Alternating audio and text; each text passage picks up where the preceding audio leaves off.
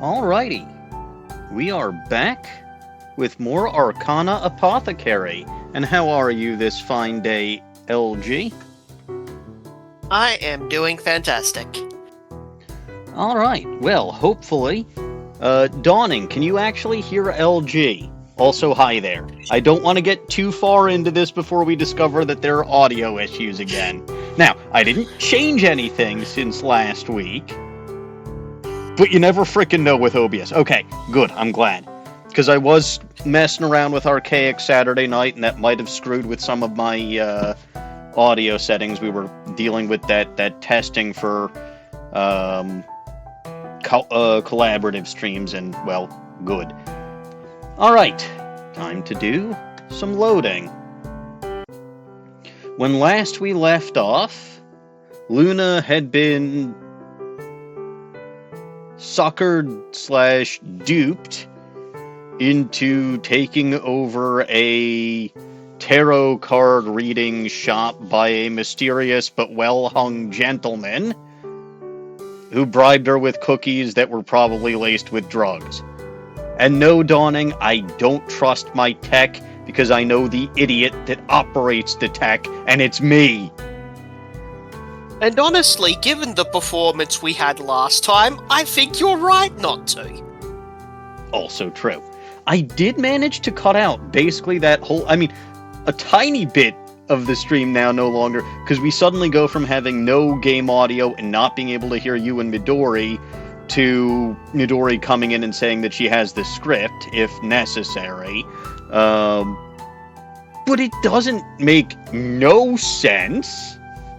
And I managed to cut out all of my fumbling and fumfering. Anyway, let's not have a repeat of that. And just start talking about, yeah. And let's just start getting into the game. Midori will show up if and when she shows up. Alright. The soft morning glow prodded me awake as if demanding I start my busy day. Ugh, mornings, am I right? Yeah. They're horrible.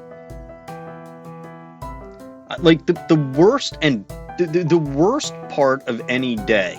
And on the one hand, it's good, but on the other hand, it's not so good. Like, literally the worst part of the day is getting out of your bed in the morning. Or whenever you first wake up, Dawning. Be it afternoon or evening or whatever. Like, the worst part of your day is just mustering up the strength and the energy to get yourself out of your comfortable bed and face whatever shit you've got to do that particular day. So on the one hand, it's good because that's the worst part of the day. Everything else is kind of downhill. On the other hand, it means you start off the day with your biggest challenge. Maybe it's just me, mind you, but that is what I tend to find. Anyway, I prepped the shop for the day by sweeping, preferably for bugs to make sure that Matt Scotchgard wasn't bugging this shop for some reason, lighting fresh candles, and setting up my reading table. The last of the morning's rays lit up the small room as I finished cleaning and sprawled out on the long purple sofa with a cup of tea. Okay, that would have been a little bit weird if she sprawled out the long purple sofa with a cup of tea. That on was kind of important there. My spare hand endlessly scrolled through the recipe blogs, doing my best to find something that needed little skill but was impressive enough to show I had put effort in. Oh, good, effort. I mean, to be fair, I still don't know how she's gonna cook anything. Yeah, this is true. Like, again, what she's looking to do is she made a fresh loaf of bread the night before, which is nice. But now she's looking to make food or make lunches to go with that bread, except to my knowledge, she doesn't have food. How long is long in case of the sofa? I don't know. So let's just say Let's just say the long sofa is, what, 10 pearls long? I think that was a standard unit of measurement in Ace Attorney. Like, you could probably fit 10 pearls on it, or something. Yeah, I recall that measurement system. That sounds like a long enough sofa. Okay, it had to have a lot of vegetables and taste while also being light and preferably cheap. Yes, cheap. That is a look. But Pearl is a littlest of little goblins, so that still doesn't take up that much space. I came close to giving up when it wouldn't stop recommending heavy, difficult meals. Ah, yes, heavy and difficult meals. Probably weighs about a ton. Hello, Snowy. Welcome to the stream. I just started, but okay, if you're coming in swinging like that.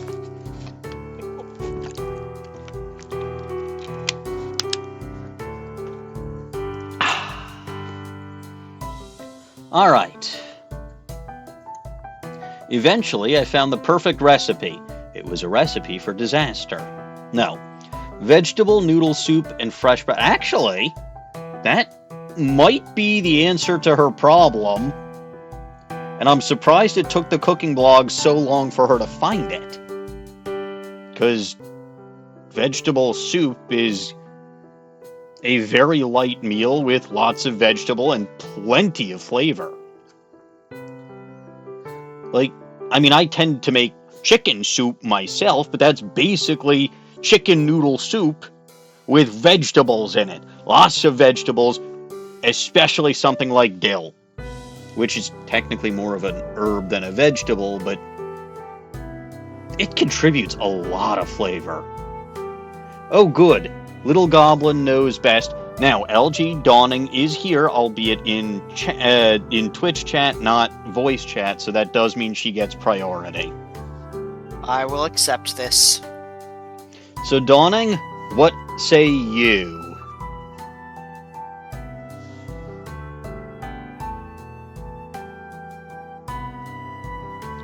Seemed right up Lily's alley, and I might even impress her if all went well.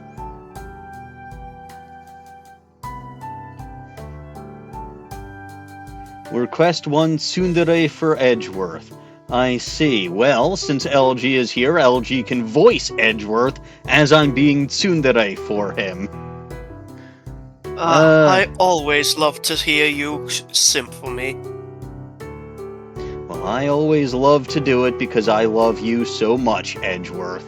You are the absolute highlight of every single Ace Attorney game.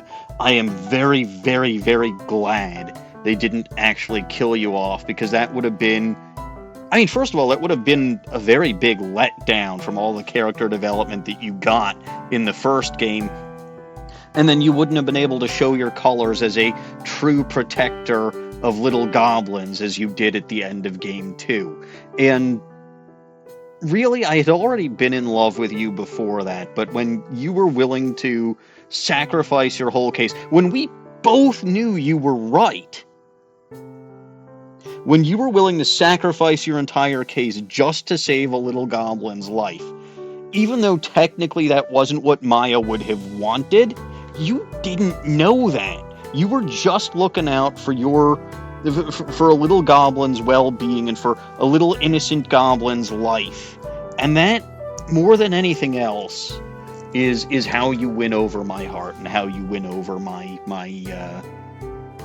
respect.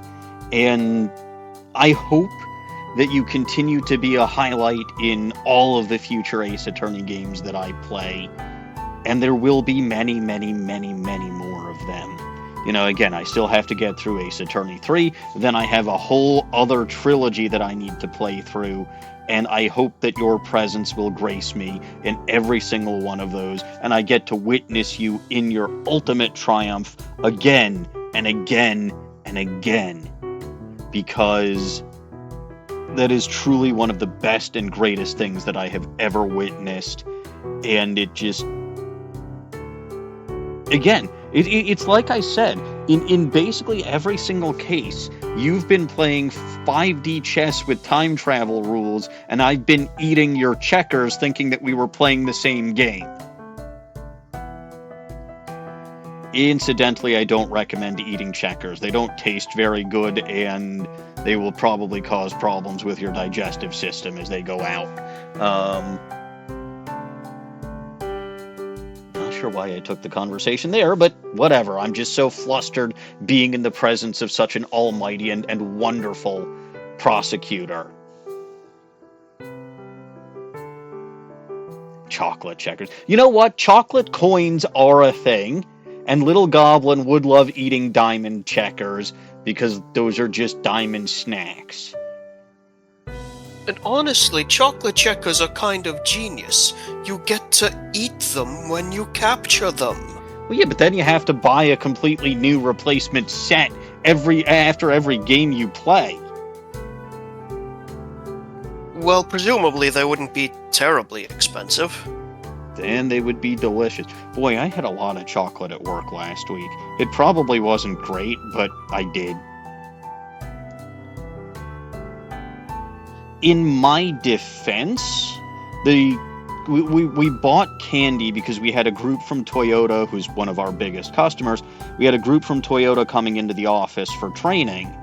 And, you know, when people come in for training, we tend to take them out for lunch. Who's the guy who does a good chunk of training for all of these people is me. Who never gets to go out to lunch with anybody is also me, because the closest kosher restaurants are like 16, 17 miles away, which may not seem very far, and it's not horribly far, except you have to factor in Chicago traffic. Minimum time it's going to take you to get to one of those is 35, 40 minutes, and that assumes traffic is halfway decent, by which point, by the time our order shows up, lunch hour is already over. So I don't begrudge anybody for not, but like, when there's candy and I can eat it, I abso-fucking-lutely will eat the candy.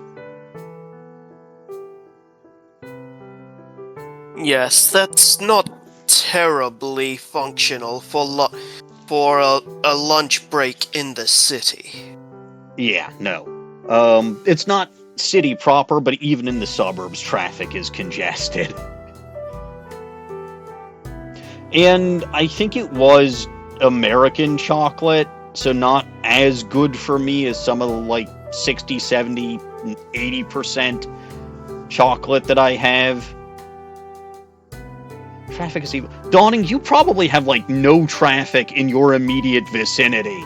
But then again, you probably also have nothing of use in your immediate vicinity, so...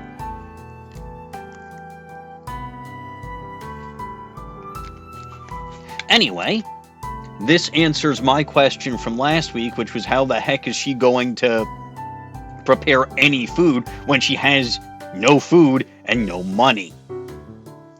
You've been to the cities. What cities have you been to? Because if you think you've suffered in those cities, I've been in Atlanta, Los Angeles, and most often Chicago. And dear God, in Los Angeles, even I suffer.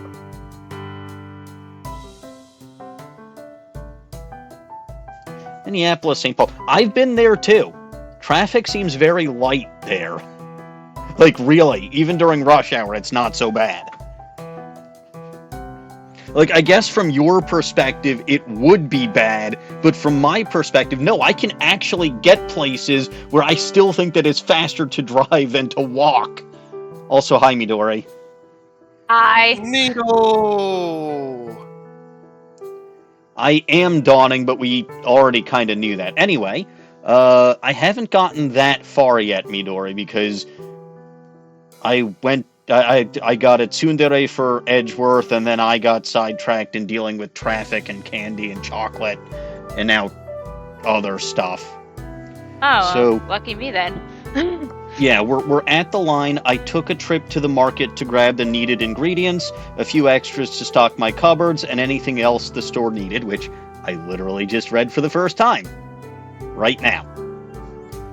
How early is this girl getting up to get to the market and get home to make soup before heading to the clinic to start the shift? To be fair, yes, Dawning. First of all, to be fair, yes, Dawning, I can read. Second of all, vegetable soup doesn't take a ton of time. Like, I think the most time something like vegetable soup is gonna take is, potentially chopping up all the vegetables, putting it all in the pot, with whatever seasonings you need, and then the water or stock, whatever you're using as your broth, and then waiting for it to boil, because it's not like when you're cooking chicken soup or a soup that's actually got something that needs to literally cook, right? Otherwise you end up with raw chicken. No. So, maybe soup preparations for something like vegetable soup, and this is as someone who's done this before, maybe it'll take 1 hour, 1.5 hours, whereas chicken soup, you'd need to cook for like 2-3 hours or so. I think about 2 hours once it has started boiling, and that's after all the vegetable chopping, after you get everything in the pot, after you get the water or the broth to boil, right? So, chicken soup or something. But, again, you're not wrong, especially since earlier it said the last of the morning's rays. So my question isn't necessarily how early is she waking up. My question is, how late do people get shit done here? And it's besides the point. Let us continue. When I returned home, I began preparing the meal. I cut and diced the vegetables into 20-sided dies because I thought there might be a chance we started playing Dungeons and Dragons. Or maybe just Dungeons. And made a simple soup from a stock cube. Sounds pretty normal for you, except the wanting to eat something flavorful. You don't like flavorful food? I thought you loved flavorful food. Why wouldn't you want something with flavor? You were the one who was saying that you might want to eat some rubies on occasion instead of diamonds because of the spicy fire flavor. I just don't let you eat the rubies because they're precious and red. Anyway, began preparing the meal. I cut and diced the vegetables, made a simple soup from a stock cube, and I found the time to finish another cup of... to be fair, that makes sense, because once you've put the soup up to boil, it's not like you actively have to do anything. Since meeting Lillia, I was rarely without a teacup. The act of brewing a pot of tea reminded me of Lilia's advice and kept me motivated. Tea is also just quite delicious. It's debatable. I remember saying that. Yeah, I've never really enjoyed it that much. I've only ever had it when I have a sore throat and I overload it with sugar. Iced tea is a bit different, but even then, I've never been a big tea person. Mido, I'm going to give you some advice. If you have a sore throat, yes, drink a cup of tea. You want to sweeten it? Put honey in instead of sugar. That'll still be sweet, and it'll be even better for your throat. I know honey is good for your throat. I know all that. I don't care. Like I said, I hardly ever... It's only when I get sore throats, and I eat nothing but stuff that's good for soup, tea. Yes. Until it goes away. It doesn't last that long, unless it's COVID. Well, in this day and this age. Anyway,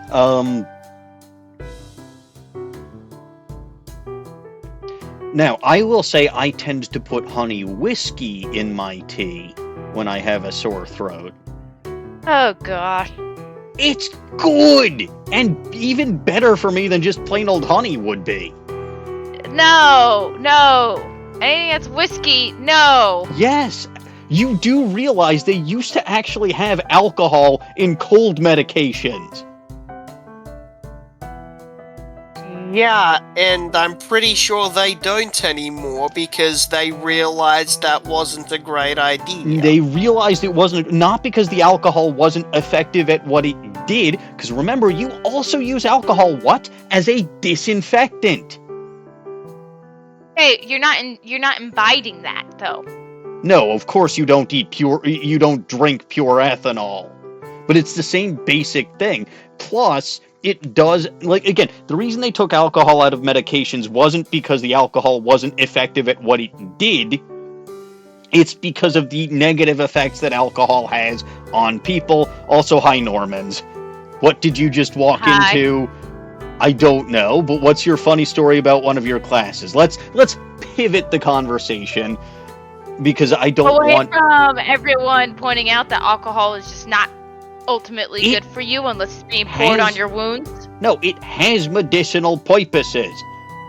But it also has negative side effects such as your So liver, does making you everything. freaking drunk. So does literally everything. You take You are trying ibuprofen.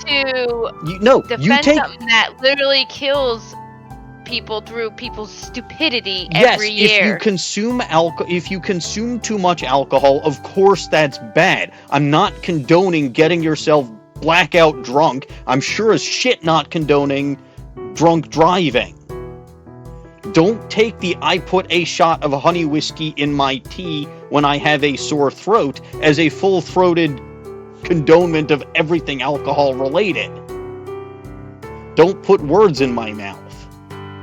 I'm not saying that. I just don't think it's a good idea, period. Alcohol also has a habit of burning people's throats, usually. Not always. When they drink. Also, that would be why you mix it in with something. Now, I will say there are some scotches that I've had with a nice afterburn. But I don't have those when I have a sore throat, so I will agree with you on that. And then the reason that you put it in a cup of tea is to dilute that burning effect.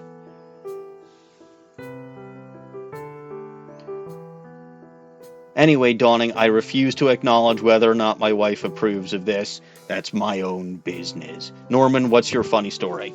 Alright, in your sociology class, you have 7 assignments that you never did. Wasn't getting marked. Teacher put in 7 assignments. Power school.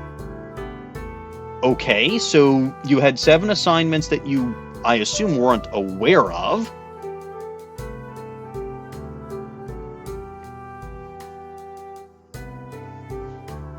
So what happened? Or is that the entire story? I'm confused. I mean, obviously that wouldn't be fun to find out that all of a sudden you thought you were all caught up in a class, and then boom, out of nowhere, 7 assignments that you hadn't done that you never knew about.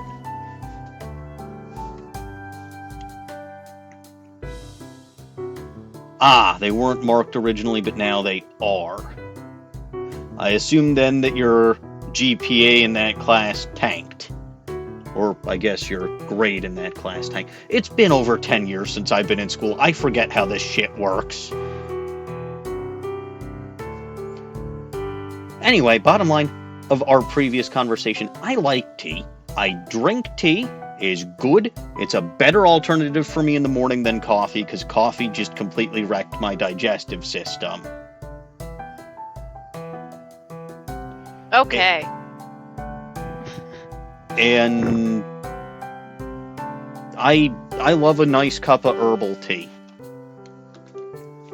Herbal tea is healthy. It is. And when you put a shot of honey whiskey in it, it becomes even more healthy.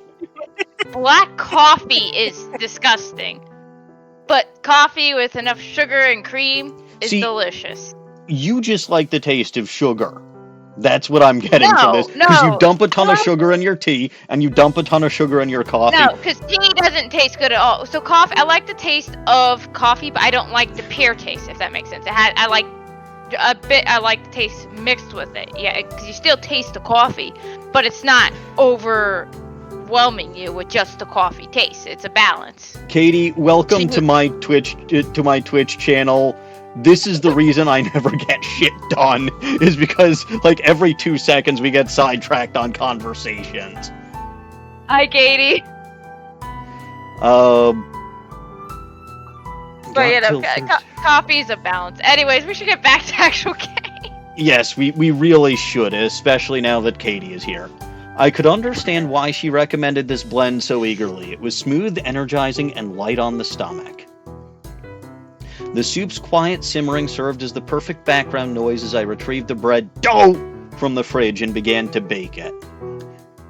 My eyes wandered to the plain white cup that steeped in my sink, and I couldn't help comparing my drab dishware to her beautiful collection. You can't afford anything fancier right now. At least you have a home and a collection, which was not what you had like a week ago.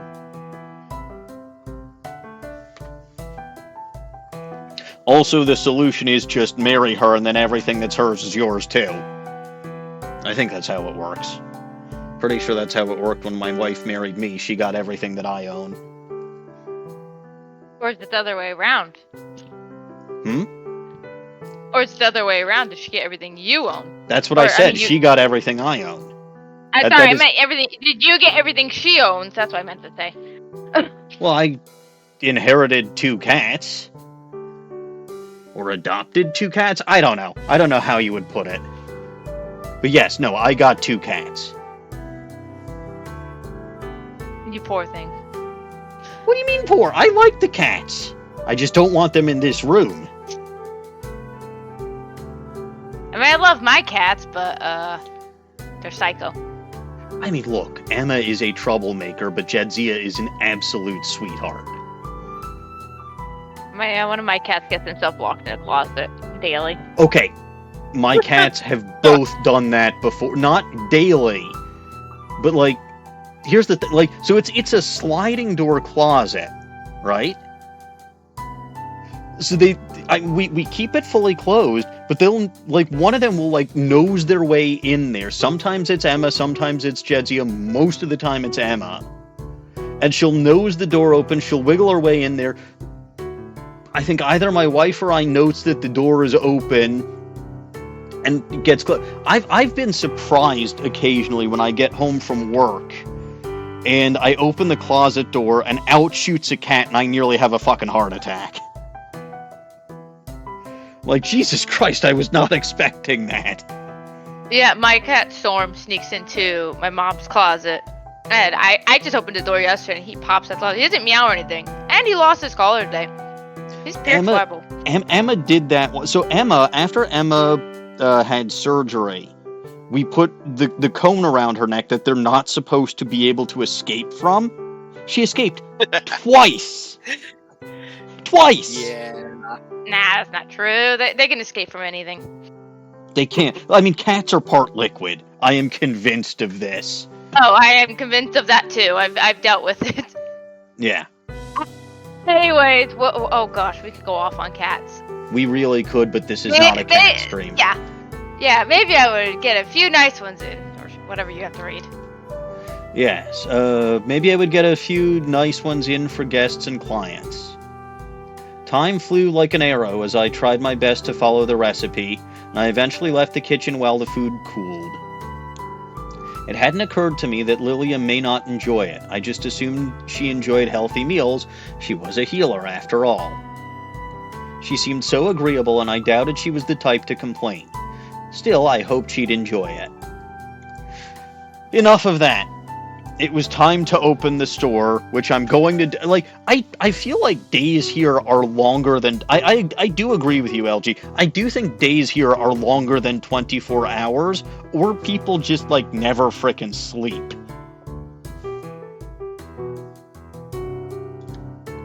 I put on my business persona, and hoped I didn't have many more clients than last time. It was no easy task prescribing randomers... Randomers? I guess that's like randos, except slightly more fancy. What's the sleep? Sleep is what you do from... It's what you do from like 4 o'clock in the morning until afternoon dawning. I mean, I get a lot done within a short time. I don't. Well, okay, it depends on what I'm trying to do. Depends on whether or not I enjoy what I'm trying to do. It would take time to become comfortable with the responsibility that came with it, as was the case with all magical abilities. And somehow I literally just got this magical ability because some dummy handed me a deck of cards and a book, a deck of tarot cards, and a book that said Tarot Reading for Dummies. And yes, I know, in the game she said tarot reading for beginners. I am a dummy, so I need to start No, with the dummy book. I was just gonna say Luna's a genius. Not literally. I'm not kidding. No, I kind of figured. Or a prodigy or something.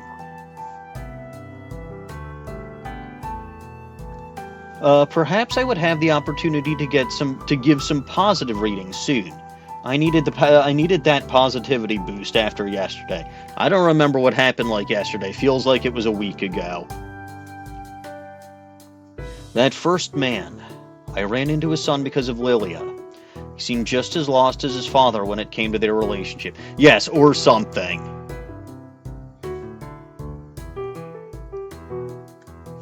He confirmed that his father had listened to my reading. My magic had affected someone. It meant something. It felt real to me now. Who else would Lillia introduce me to? Preferably her parents at some point, if they're still alive and didn't die of mana rot. The time for daydreaming passed when a duo entered the shop, their arms linked together. Oh god, what is Link doing here? And why is he supergluing people together now? I thought that Ultra Hand didn't work that way. Dawning, what have I done? He got better at it. Oh, probably. I do love the Ultra Hand ability. One was dressed quite brightly with tons of accessories hanging off every part of her outfit, while the other wore old-fashioned superglue, yes. The other wore old-fashioned monochromatic clothing. They were quite a contrasting pair. Yeah, you just opened, right? We pass by here all the time and we know every store. Yep, odd that you opened so quickly. I thought it was even, but sure. I mean, well, I had a little bit of help. Well, if she's opening at like 8 o'clock, then it would be even. Or, I mean, no, if she's opening at 9, though, it's odd. Was it 9 o'clock? Was it explicitly mentioned that it was 9 o'clock? Well, she said odd, so obviously it's an odd number. You may be correct. I don't think there is any evidence one way or the other, though, so it might still be even. Either way, I had a little bit of help.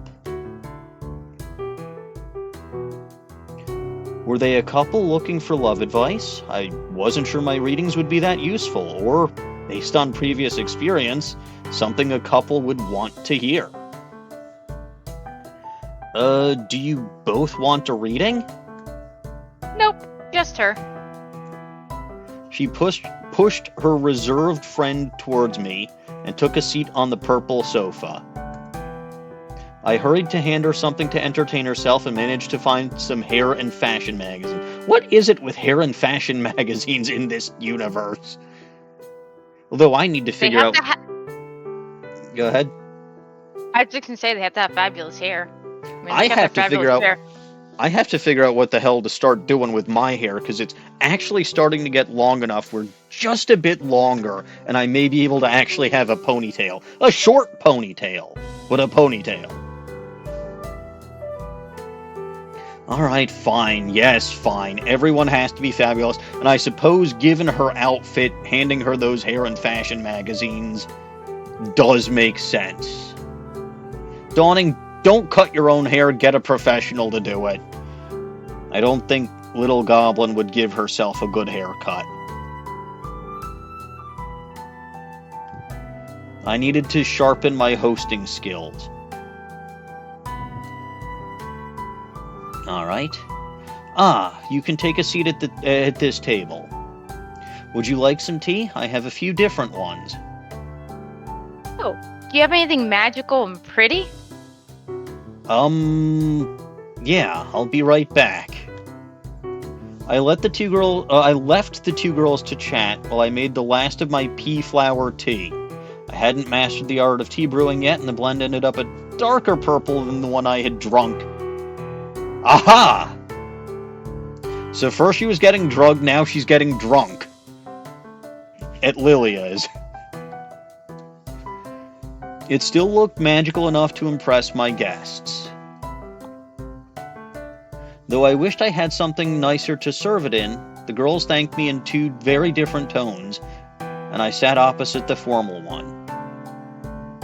A trip to the market with Lillia was needed, and some money so that I could actually afford this shit.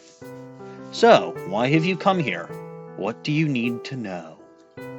Love, or something like that. I want to know if I'm on the right path, if I've made the right choice.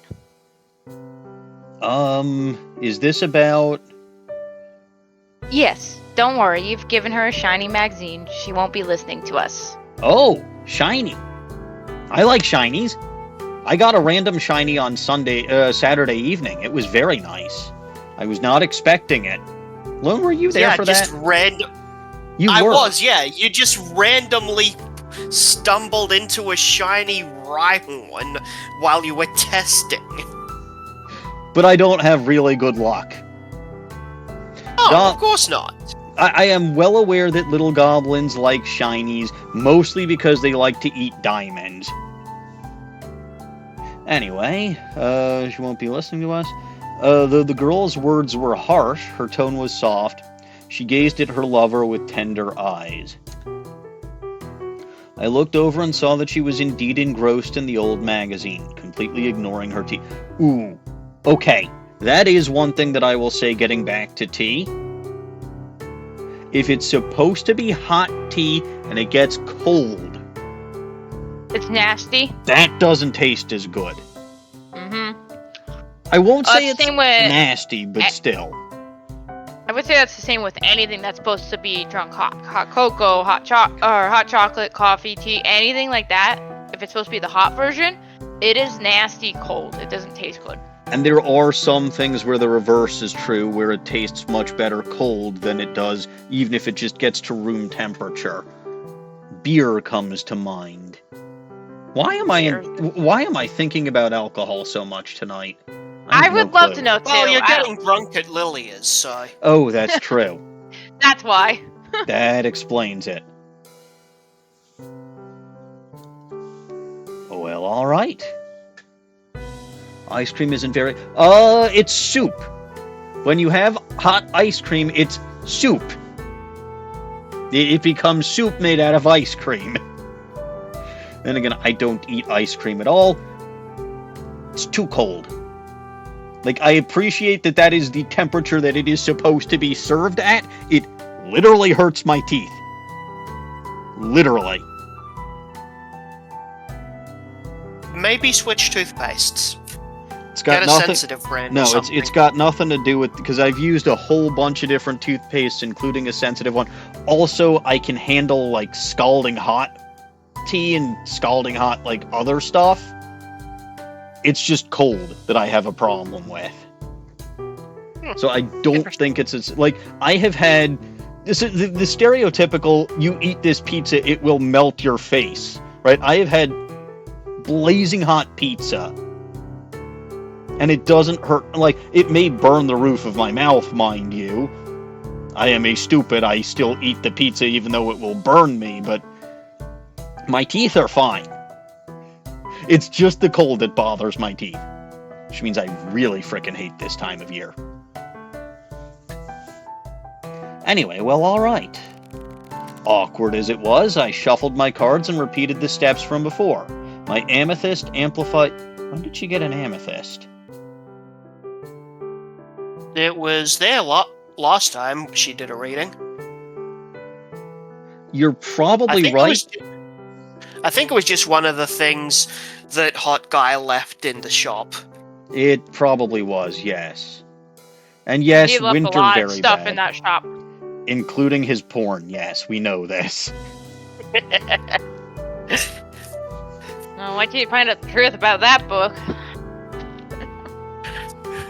Whew. Like I said, it's not to my tastes. At least as it has been described. Anyway, my amethyst... In this route. Anyways, go ahead. Interesting. My amethyst amplified my magic, allowing me to focus on the cards I needed. They needed to communicate, But for that to happen, the woman in front of me needed to communicate with herself. With a flourish, I spread the cards out in front of her and watched her take them in. The 7 of Cups, the 9 of Cups, and the Ace of Pentacles. Pentacles. That is such a weird word. It's pentagram and tentacles. I was about to say it rhymes with tentacle. What is it, a 5-sided tentacle? How is that even possible? Or is it a pentagram? Is it a pentagram made of tentacles? Obviously, it's a tentacle shaped like a pentagram. So it's a pentagram made out of tentacles. Yeah. A purple pentapus. Okay. This Are is you bordering serious NSFW. Are my streams ever suitable for work? Nope. I didn't fucking think so, which makes it even funnier that I listen to them in the background while I'm working. Nobody else can hear it, mind you. Are you struggling with some sort of emotional baggage right now? It seems to be holding you back. ... You could say that. She was as hesitant as the first man who entered my shop. It seemed to be a common factor among my clientele. Well, no shit. It makes sense.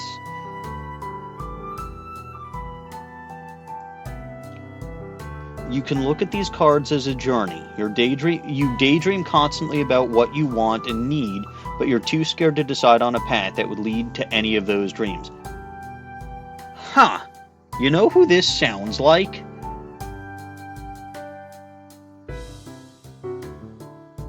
This sounds like me. Interesting. What I told you this story of how I came to start dating the woman who would become my wife, right? You have, yeah. Do you remember how I ended up asking her out? As I recall, you didn't? No, I did.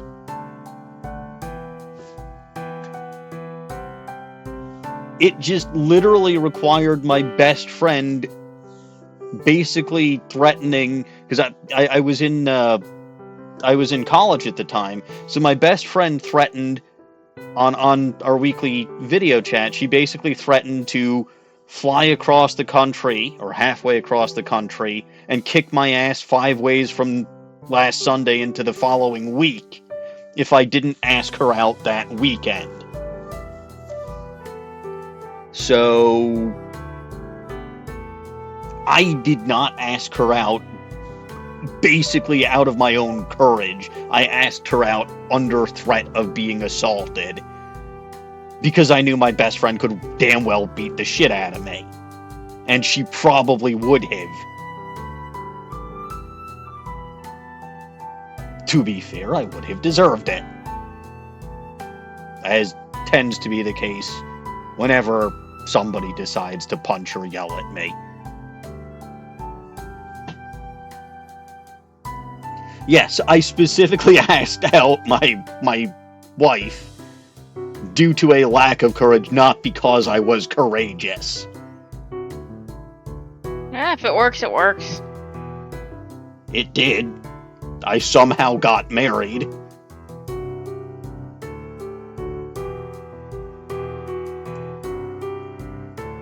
But yeah, no. So I was too scared to decide on a path that would have led to my dreams, and my best friend had to bully me into it.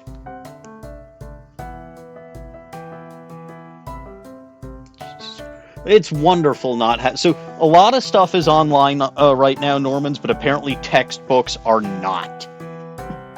You'd think they could be, but no. Anyway, your girlfriend is one of those paths. Only one. This might be a situation like Angel Star, where there's a boyfriend, another boyfriend, yet another boyfriend, And then room for a couple of girlfriends in there, too. Textbook the class... Wait, what class did you say this was? Because that's a 21-year-old textbook at this point. In some cases, that's just not good enough. Anyway, sociology. Wouldn't sociology have changed at least a little bit in the last 21 years? That feels like an outdated textbook. Like, I can understand something like basic math. Hello, Uzi. Welcome to Me Romances People, but can't because he gets sidetracked by random shit. I wonder if politics are affecting that sociology class. Because sociology, I feel like, is getting affected by politics. Yes, in general, and that's about as far as we're going to go on this topic. Yeah. No, I'm not going further than that, saying what's right or wrong or anything. I'm just saying that could be why that textbook is old. Depending on... No, even putting politics aside, society has changed a fuck ton in the last 20 years. But some people don't like to acknowledge that change when it comes to something such as sociology. Perhaps. Regardless. So it sounds like someone is very stuck in their ways. Or they just can't afford new textbooks. I don't know. Well, generally with college you have to buy your own textbooks. Or is this a high school? I don't know. I don't ask people. Like I said, I forget how this shit works. I have not been in school in over a decade. I am not looking back on that point in my life with anything other than I really don't fucking miss it. I think Little Goblin needs a higher allowance, though. Because Little Goblin says she can't afford new textbooks. Go bug Phoenix Wright to get you a higher allowance, Little Goblin. Anyway, if you allow yourself to have confidence in this path, it will lead to emotional stability and abundance of what, dare I ask? You know, abundance. Yeah, abundance of what? Are we talking abundance of money? Are we talking abundance of joy? Are we talking abundance of... You know what? This is specifically romantic advice. Let's face it, it's probably an abundance of sex.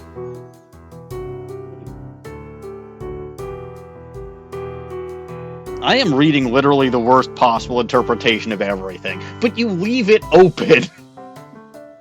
Like, abundance is such an open-ended word. Abundance of abundance. Yes, that makes sense. Anyway, emotional stability and abundance of abundance of abundance. You have to let go of whatever is holding you back, though. If you continue to hold on to heavy chains, you will never move forward. This is another thing that is very true. Right? If you continue to hang on to grudges, if you continue to hang on to emotional damage, or if you continue to hold on to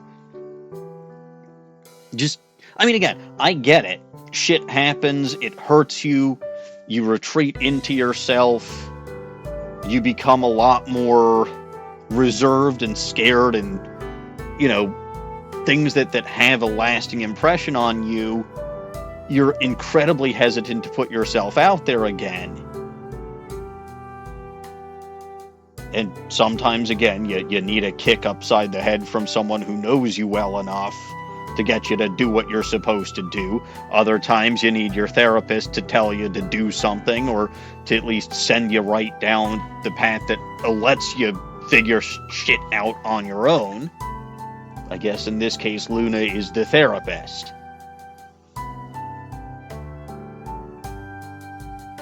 I mean, but here's the thing, Dawning. We're not talking about a specific grudge.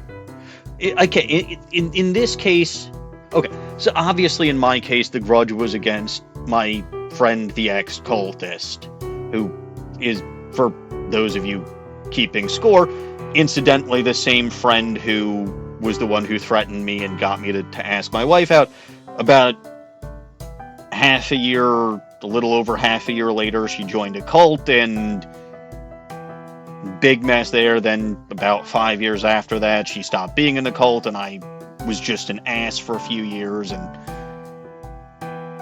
But it's because I was holding a grudge, and it's because she had hurt me, and it's because.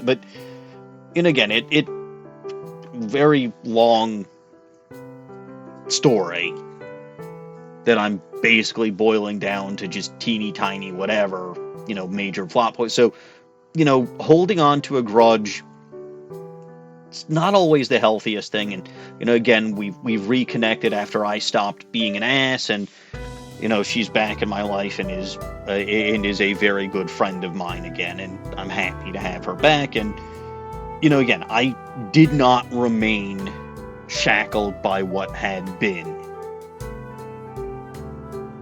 And I let... It took a long, long time. But once I was able to let go, I was able to just move forward and never really look back. I mean, I didn't think I was Pinocchio. Like, I didn't think that I was a puppet or anything. Pretty sure no one's got their hand up my ass. That's Trillo.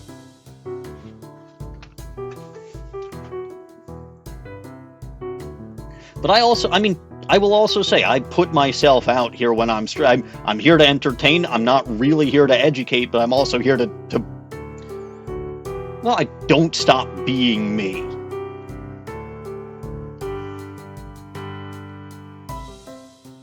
You're pulling my string. I don't have any of those. Anyway, her deep sigh traveled across the table, and I worried her lover might take interest in the reading at any moment. She knew her better than I did, though, so I continued. Finally, once you have freed yourself and accepted your lover and the path you walk together, a new opportunity will present itself. I mean, yeah, she's not a licensed professional. I don't know anything about tarot readings. I've never gotten a tarot reading. I've been to therapy quite a bit. Again, just a minor thing for people who are here or for who hadn't heard it before.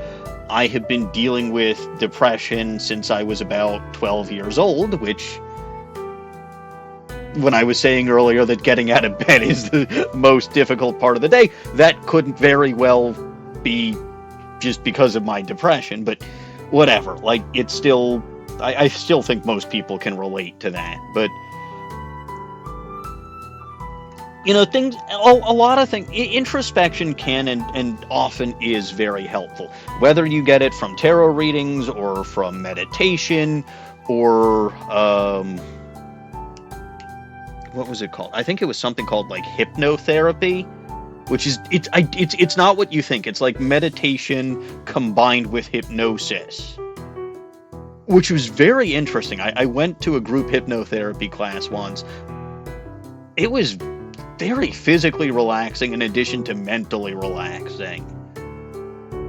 And then obviously, right, therapy it's not for everyone, but, I've found therapists, yes, Dawning, they let Hypno become a therapist. No, they obviously did not. I don't know, I think you'd be good at it. Be a good hypnotist, yes. Therapist, probably not. Although, to be fair, I feel like a lot of psychic types might be good therapists if they felt like it. I don't think Hypno would feel like it. Oh, Hypno would feel like it if it was children. No. Then it's broken out of your entry, that's all I'm saying. I know, but no.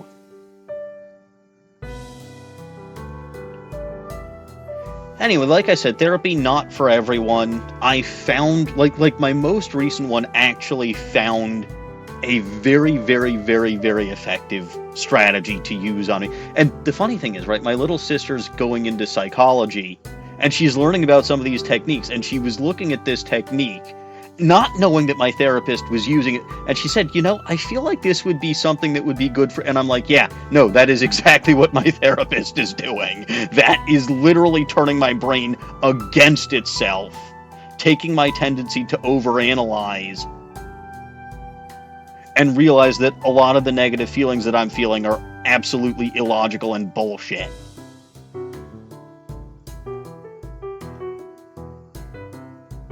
It is not simple. It required a lot of handwriting, and I frickin' hate handwriting. Like, it hurts. But you gotta put in the work if you're actually gonna make a difference. And for the most part, I have good days. I don't think I've had a major depressive slump in quite a while, and I'm glad. Yeah, not one that you've mentioned to me, at least. I don't often mention it when I'm going through it. It just becomes apparent in other ways. One of which was on the Bulba Garden staff server, and not something I'm incredibly proud of, but that luckily didn't actually translate into any moderator action, so at least there are other people to stop me when I'm going nuts. And actually, at this point, I don't even have any moderator powers anyway, so nobody has to worry about a thing. Alright, new opportunity will present itself. You will move on to a new path, this time with another by your side. Love can open many pathways for us. You never know where a relationship might take you, romantic or platonic. Very true. Don't discount platonic friendships. That's it? That doesn't help me at all. How do I let go of these chains? I can't help you with that. That's a personal obstacle. Tarot helps you think deeply about your life and the path you walk. Enough about paths. I don't want to be on any paths. There is a solution for that. I don't think anybody's gonna like it, though, least of all you.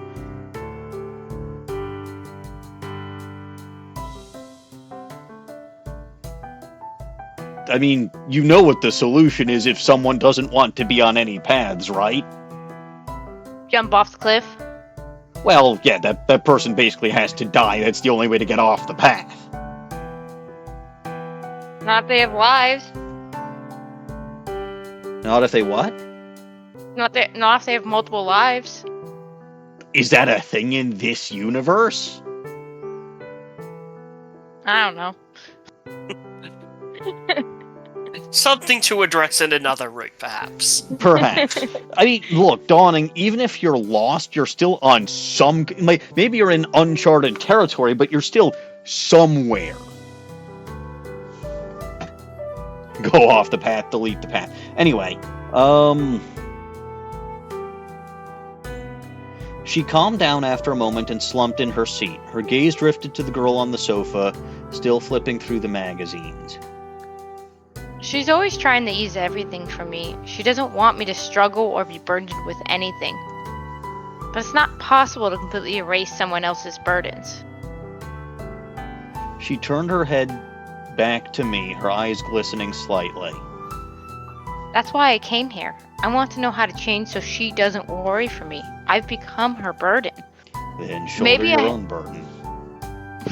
Maybe I have some more thinking to do before I walk a path with her. I don't want to drag her down a thorny trail for nothing. A horny trail, yes. A thorny trail, no. Sorry, I couldn't help it. The heck? I nodded and stared at the woman with a sense of familiarity. That sense of responsibility reminded me of someone. I might come back. Thank you for your time. She paid for her reading and approached the girl on the sofa. Her girlfriend seemed heartbroken that her tea had gone cold, so I bottled it up for her to reheat at home.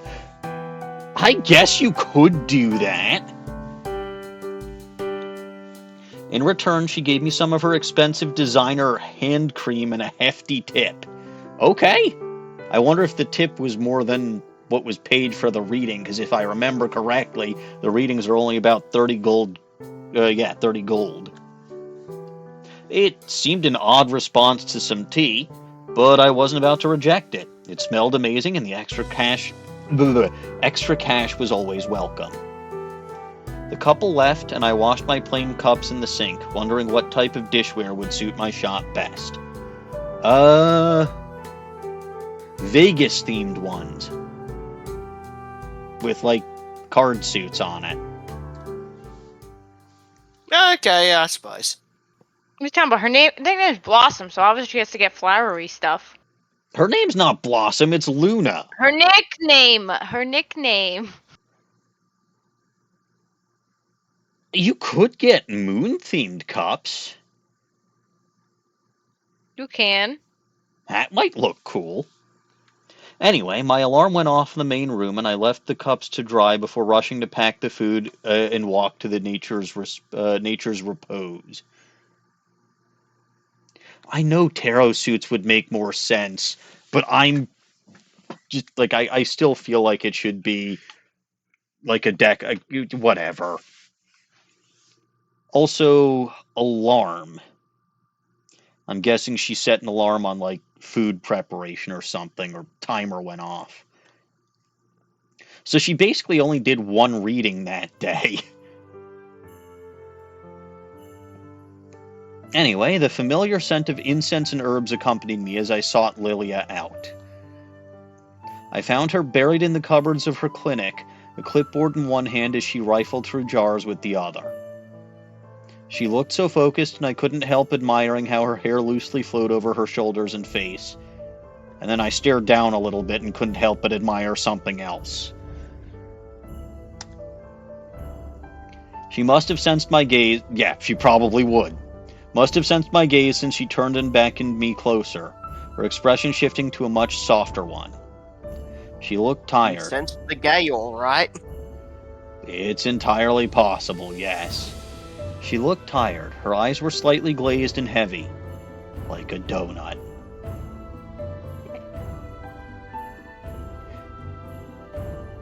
Fun quick aside, when I was in 8th grade, the same science teacher that I'd mentioned in previous stories would always say when someone's eyes glazed over that they were glazed like a donut.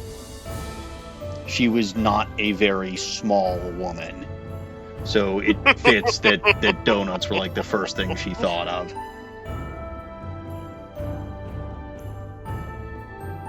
I did not like my 8th grade science teacher, for damn good reason, mind you, but we're not going into that story. It's probably in one of my streams somewhere. So just go watch literally all of my other content and you'll get most of my fucking backstory at some point.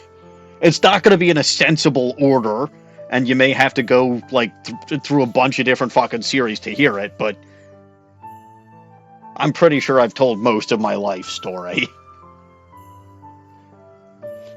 She looked tired. Her eyes were slightly glazed and heavy. Maybe she had stayed up organized. I mean, we know she stayed up late because we were texting her until midnight. Stayed up organizing her stock. You're finally here. Oh, what's that? She pointed at the wrapped-up containers in my arms, her head tilting as she inspected them. I brought you a package. I mean, lunch, for us. Blossom, you didn't need to. I did. I smiled at her and walked into the I walked to the kitchen to store the food. Her gleeful laughter warmed my heart as I opened her fridge, surprised at the messiness of it. Are her eyes wider than I remember, or is this new artwork? It's the Sprite. It's the Sprite. Yeah, okay. It seemed the deeper you looked at Lillia, the messier she was. I suppose she didn't. I suppose she doesn't have time for big cleans often. It also, so in Lillia, and I'm not sure if this was the intention or not, but in Lillia, what I'm seeing, just based on what I saw last week and what I'm seeing this week, right? With her messy work area, like her messy office area, the messy refrigerator. Like, on the surface, everything seems nice and clean. Just like on the surface, she seems very well put together. But just underneath it, if you care to look deep enough, is someone who probably doesn't have her shit together quite as much as she likes to appear. And that's most people. Right? Again, maybe this is me projecting myself onto Lillia, which I don't want to do. I want to project myself onto Luna right now, who definitely doesn't have her shit together, but it's a lot more obvious about it. But, like, Lillia needs to project a professional air. She needs to project an air of someone with confidence, of someone who is a professional, because she's literally a healer. I wouldn't say she's a doctor. I don't know if she's got a state license or if you can even get a state magic license here, but whatever. But people go to her for medical treatment. And would you want to go to a doctor or a healer who is not confident about shit? No, you would not. LG, what about you? Probably not, no. Yeah, no.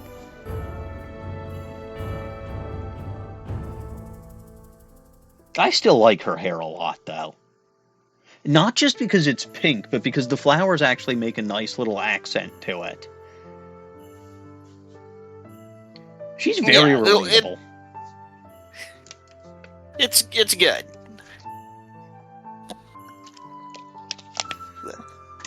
Alright. I headed back into the clinic and assessed the situation. Lillia was sorting through her inventory and was creating quite a mess. I decided to take charge of the cleaning. I focused on the two main messes, spills from cracked beakers and stacks of empty jars.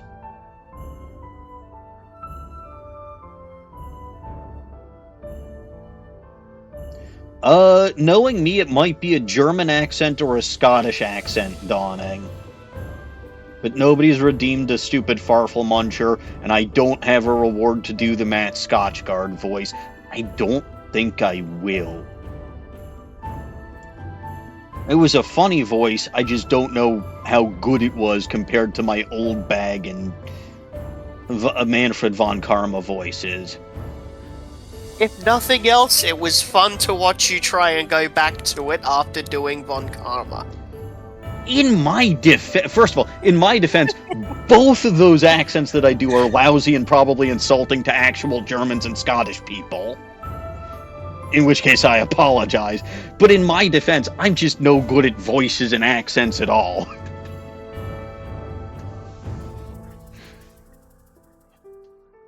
But yeah, no,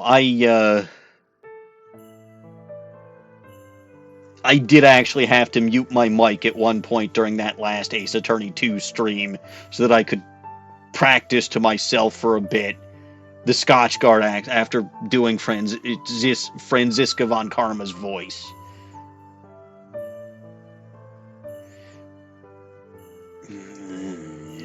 Well, Little Goblin, we can talk about this at another point if you want me to add another stupid voice reward to the channel. It would be the same cost as the other two, but it's not there yet. So, again, we can talk about this.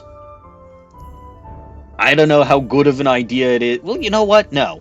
It seems so far to be a good idea to let people decide what the hell I do and do not do on this channel, because I got to play this game, which has been fun so far.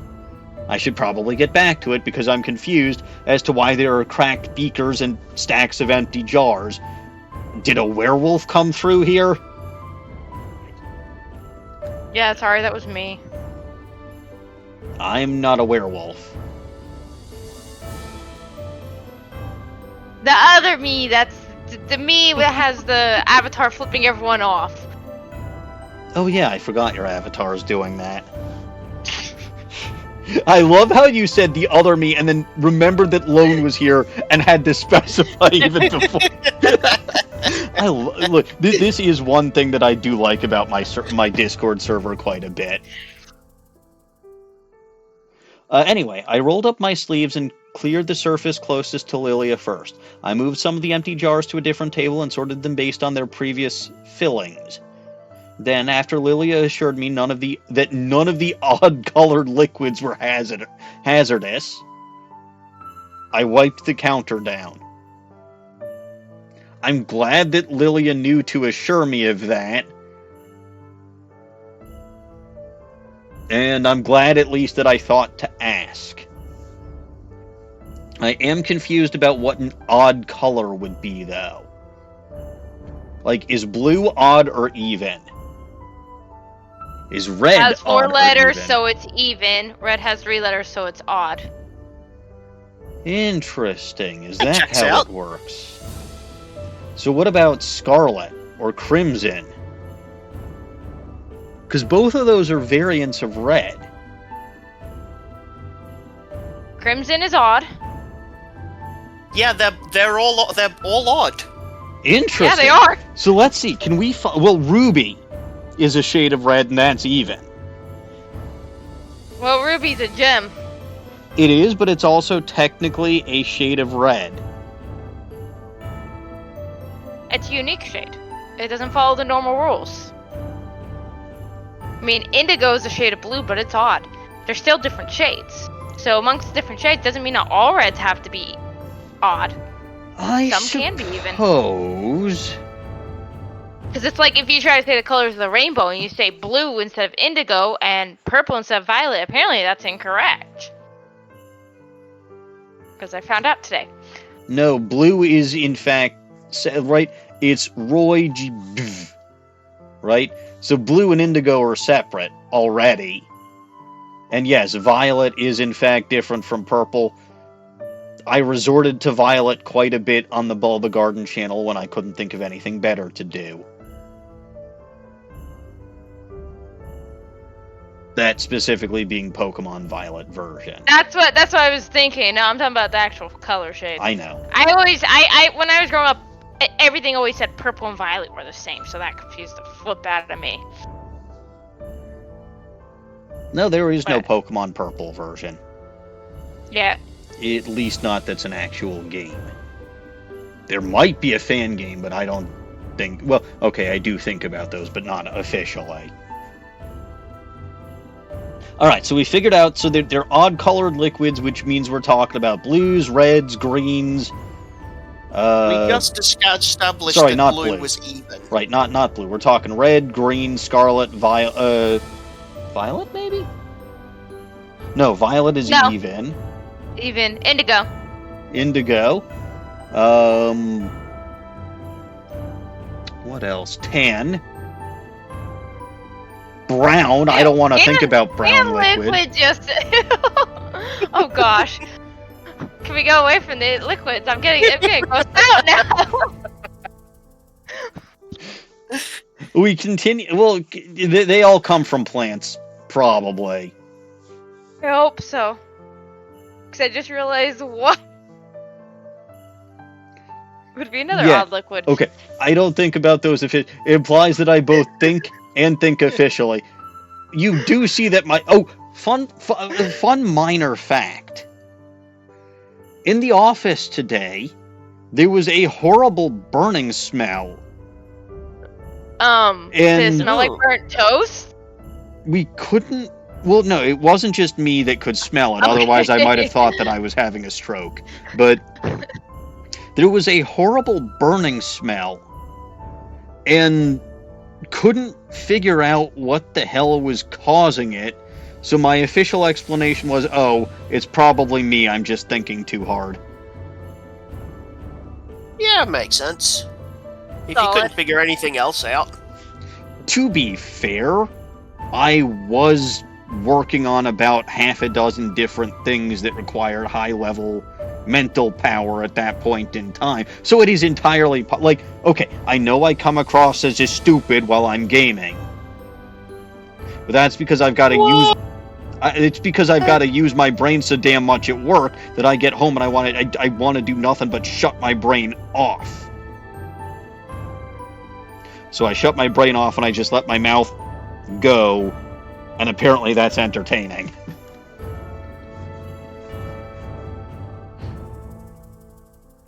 Anyway, we continued working around each other for a while. I followed Lillia's lead, sweeping and dusting as she moved around the store. She explained that she'd spilled some ink on her computer while handwriting prescriptions and texting me at the same time. Ah, so I was the cause of her problems. But that doesn't explain the cracked beakers or the empty jar. I mean, that might explain one empty jar. Also, black would in fact be an odd color. And ink generally is black or red. Sometimes blue, but I guess this wasn't. During the cleaning process, she had deleted her stock. Oh, Jesus Christ. That is problematic. She's a bit of a klutz, isn't she? Right, I think... Ow. I snapped my fingers and I hurt my thumb because my thumb is still... Oh, yeah, because you cut it, that's right. You'd think that I would have snapped my left hand, not my right hand, but... Anyway, she did mention last week, I think, that she's not so good with technology. So that explains it. During the cleaning process, she had deleted her stock spreadsheet. She swore she wasn't usually this clumsy. But I had a sense that it was a cover-up. After all, I'd seen the messy side of her a few times by now. Yes. Eventually, clients started arriving for their appointments, and I took a break outside. Lillia told me that I could rest out the back, and I eagerly took the chance for fresh air. We never had lunch, did we? Ooh, this is a new scene. Now, again, this is, I think, a filler background, but this is a new scene. The backyard was different from the rest of the store. It was tidy but plain. A short cobbled path led to a medium-sized garden with a variety of plants growing in it. Makes perfect sense. She probably grows as many of her ingredients as she possibly can. Saves on expenses. To the left was an upside-down bucket. This is a bucket. Dear God. There's more. No! No! That is still to date one of the funniest things that I have ever seen. Okay, fun fact. I played Team Fortress 2. I fucking hated it, because I can't stand first-person perspective games. But I love all the shorts and animation that come with it. Especially the engineer-related ones. For purposes what should be pretty obvious to most people, but just in case it's not, is because I am an engineer, I am maniacal, and in point of fact, the Team Fortress 2 engineer was specifically the very first forum avatar I used when I changed my username to Maniacal Engineer.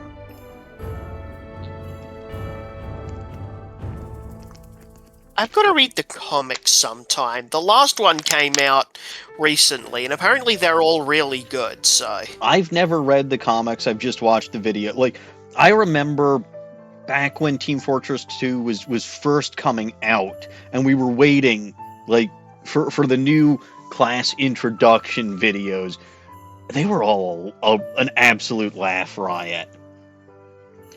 I did Dawning, yes. I well, not so briefly. It was about 6 months or so that I had a different username on the Bulba Garden forums, yes. Yeah, assuming the systems are still the same, 6 month feels about right. You wouldn't have been able to change it before that. No, I would have been able to change, but I wouldn't have been able to change it back. Really? I assumed that the first one you had counted for the cooldown period. I don't think so. I don't remember. Like, I joined the Bulba Garden forums over 10 years ago at this point. And it was a completely... Like, it was still on... was it V-Bulletin at the time? I think it was V-Bulletin, and now we're Zenforo. Yeah, now we're Zenforo, but... kind of miss B. Bolton a little bit. But yes, Dawning, I actually did have a username prior to Maniacal Engineer, and I had to change my sock puppet account's username to that user at one point in time, and it stuck with that username for a long time. Official forum testing sock puppet, so that I could see things without mod permissions every once in a while, because sometimes that's actually necessary. So don't go sock puppeting on the Boulder Garden forums, you're not supposed to. But this was purely for test. But I also needed it because someone kept stealing my usernames, and it was actually kind of scary and, quite frankly, pissed me off. Yeah, it's also just kind of weird to do. Yes, well, this guy was weird. Actually, both of these guys were weird. You had stalkers? Yes and no. Anyway, to the left was an upside-down bucket with a pair of thick green gardening gloves and an assortment of tools sitting on it, instead of in it. The garden seemed well taken care of except for a small patch of withered stalks. I took a seat against the wall and rested my eyes for a bit. Lillia's shop was jam-packed with stuff, probably including jam, and it was no easy feat scrubbing and organizing it, even with the two of us working together. And yes, Dawning, I did see that you called me old. I'm just ignoring you doing that now. She'd taken the chance to teach me about the less common herbs and salves that ended up expiring due to their limited use. She even let me practice mixing some of the expired ingredients to improve my form. I do remember from last week that she has very strong arms. And she's left-handed. My eyes shot open when I heard a sharp sizzling sound coming from my right. Oh good, I'm thinking again.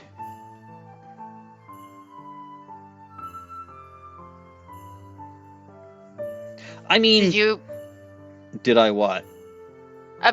You went so quiet. I was about to ask if you just overrode your brain just now. It's possible. Gave up the sociology work for tonight. I mean, to be fair, if you don't actually have the textbook, there's only so much you can do, Norman.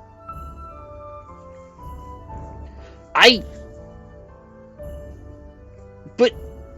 Okay, fine. I would not ignore my beloved little goblin. To be fair, you didn't. I didn't, You did directly acknowledge her. Which was actually the joke. Like, I said that I was ignoring it, and that was officially not ignoring it. Like, but whatever. My eyes shut open when I heard a sharp sizzling sound coming from my right. I straightened up and peered around, trying to identify the source.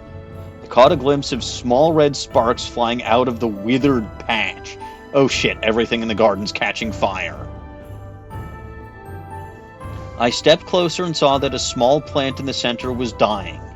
It was collapsing.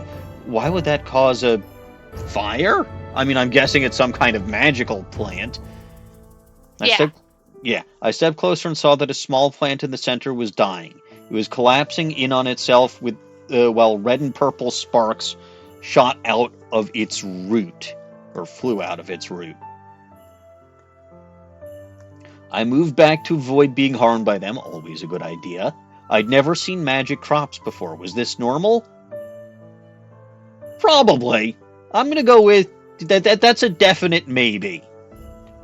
All the other plants around it were dead too, so I doubt it would surprise Lillia that this one collapsed too. I decided to ask Lillia about it later as I wiped my brow and stretched. It was time to head back into the store. I didn't want to leave Lillia holding down the fort for too long, even though she had done so for God knows how long without me being here to help her. Cat is trying to eat. I mean, to be fair, cats will try to eat just about anything if you let them. Yeah, that's true. My cats eat everything. A large batch of patients.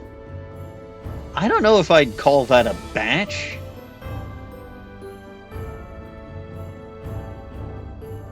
Mia eats wire. Yes. Kasha the cockatiel also loved chewing wire. Don't let her eat wire. I didn't! But she would always try to nibble, like, power cables and things like that. I called her a Minoc. Well, DW needs to make sure Mia doesn't eat wire. Yes, well, Put some bitter apple on that or something. a large batch of patients came and went with ease as we worked in sync. I did the clerical work while Lillia made up the medications, showing me as much as she could. I was visibly deflated when once again I messed up a salve. I wanted to explore the magical side of healing, not the mundane busy work. I mean, cats tend to not care what you do and do not let them do. That is the thing with cats.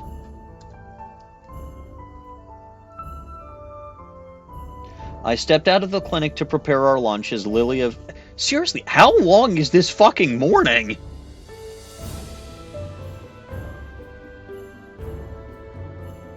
I mean, maybe they're having lunch a little late. But seriously, how the fuck long is this morning? I stepped out of the clinic to prepare our lunch as Lillia finished up with the last appointment. The bread smelled wonderful as I heated a few slices in the oven, and I felt my stomach growling. The soup smelled equally good, and drew Lillia in as the chimes rang, signaling the last patient leaving. No, we ask all of the questions, Dawning. Since when do I not ask questions? How did you possibly get that impression? Get what impression? That you don't ask the questions. Like every 5 seconds, yeah. Like, asking questions is why I never get shit done. Because I always start asking We've questions. noticed. For some reason, it leads to some tangent or another.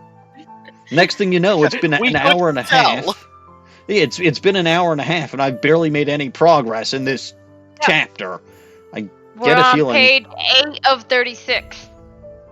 Jesus Christ. We're almost to page 9, though. Oh boy. Anyways. The soup smelled equally good. Dawning Winds has a little goblin knows best. And I might deal with that after taking a quick break. Well, if you're about to take a break, I'm gonna go walk my dogs. Alright. So when I return, hopefully Mido will finish, or have at least started walking her dogs, and I will start reading the dialogue like old bag. LG, I assume you're going to look forward to this. Old bag. I will be right back, and hopefully we'll stay focused for the rest of the stream. Somebody keep me on track.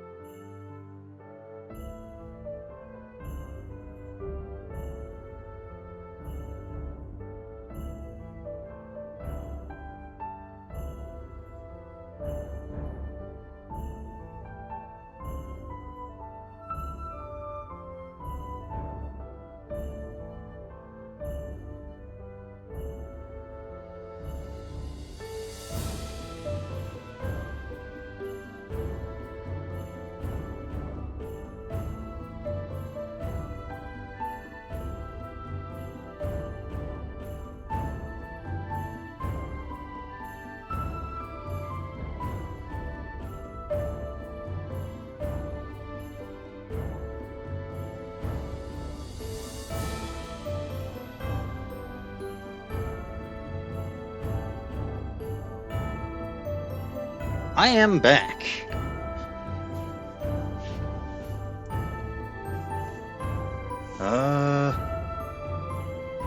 Right, that startled me. Sorry? Oh, jeez, no, it's not your fault. I just was not expecting it. I don't know why you weren't expecting it. It was kind of inevitable to happen at some point. Yes, but I think you just caught me off guard. Off guard or Scotch guard? Either way, he was a stupid snipper-wapper. Anyway, the soup smelled equally good and drew Lillia in as the chimes rang, signaling her last patient leaving. And yes, darling, I did survive. I don't know why you didn't expect that I'd survive, you silly little goblin. I survived much worse than just walking upstairs and, well, seeing my wife in the kitchen.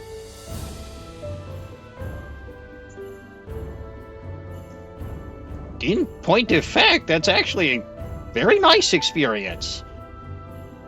I kind of like seeing my wife. It'd be a little weird if I didn't. You love your wife. Yes, and...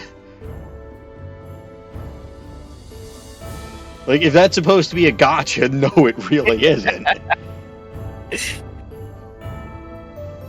Like, I'm pretty sure I'm supposed to love my wife.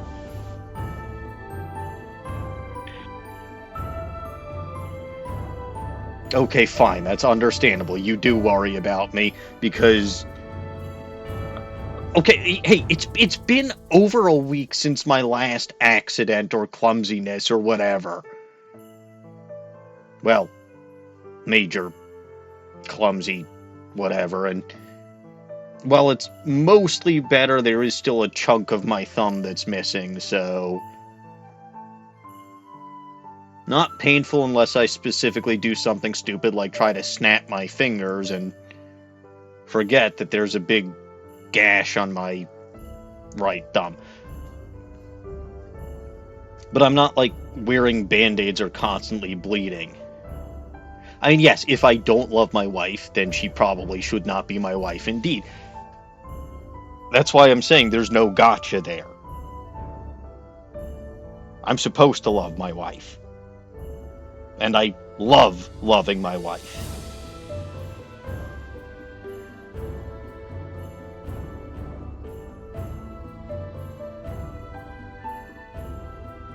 Yeah, it probably will grow back. Probably. I don't think I'm going to be missing a chunk of my thumb forever. Alright, back to snipper. Yeah, well, back to snipper wappering, which means, unfortunately, since Midori isn't back yet, I'll have to voice even Lillia as old bag. I never got to ask what you made. It smells amazing. She leaned over my shoulder and breathed in the food scent, looking even hungrier than I did. She probably hasn't eaten well in days. Oh, it's vegetable noodle soup and fresh bread. Is that fine? She laughed and carried the bowls over after I dished out the food.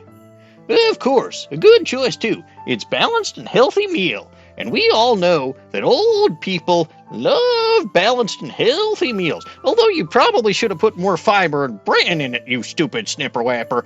Fiber is necessary when you get to be a certain age and need it to, well... never you mind, snipper wapper.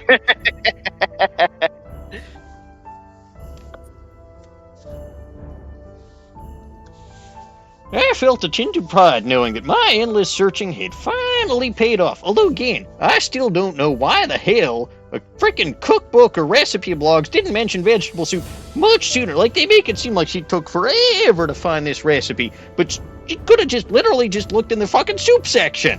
Most cookbooks, and probably most recipe blogs, would have a specific section for soup, would they not?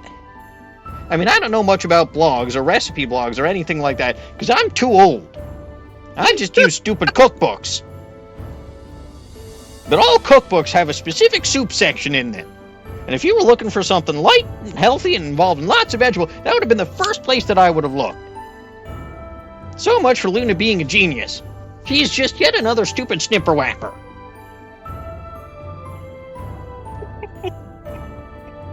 Exactly why I chose it. We sat at the table and indulged in the food.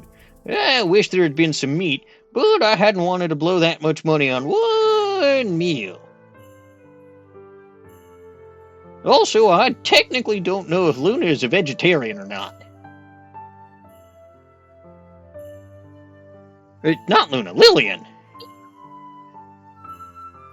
Technically, I don't know if she's a vegetarian. Though, to be fair, I feel like someone who deals with plants on a regular basis is more likely to actually be a meat eater than a vegetarian. This does remind me, I actually heard something really funny the other day. So, some stupid snipper-wapper is getting fed up because, and I do understand this, right? Like, someone kept asking, okay, you're a vegetarian, does that mean you eat poultry? No. Does that mean you eat fish? No. It seemed like people were confused as to where to draw the line, so this moron said, if it once breathed, I don't eat it. And I say, well, hold on a second.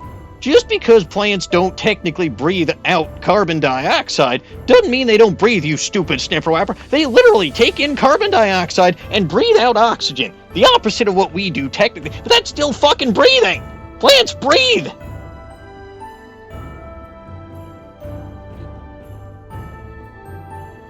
So, I think technically a better distinction would have been, if it shits, I don't eat it. Because yes, plants technically do breathe. Also, I don't know if you could really call what fish do breathing anyway. They sort of do. Like, it's through gills instead of lungs, but they're still taking in oxygen and expelling carbon dioxide. Yeah. But again, literally just reverse the gases, mind you, right? Taking in carbon dioxide and spitting out oxygen or expelling oxygen, but that's still breathing. Anyway, I saw this. It was something that I could have commented on, and I chose not to because I have learned from when I was a kid and don't feel the need to start poking things unnecessarily in comment sections on random locations anymore. Very wise. You get wise with age, stupid snipper-wapper. Keep getting old and you'll get wiser too. Just like me. Anyway, I think that has been long enough with the snipper-wappering. Probably. Probably. I know you like poking things, Dawning, but you are a little goblin and very young. You will eventually learn there are things you should not poke. Like your older brother.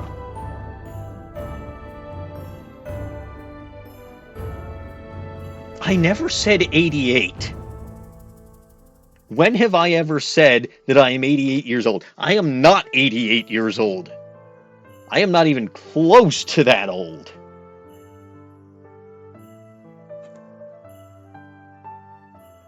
Dawning says she's gonna poke me. Uh-huh. I'd like to see you try.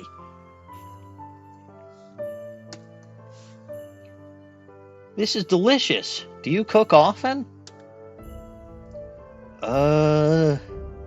No, not really.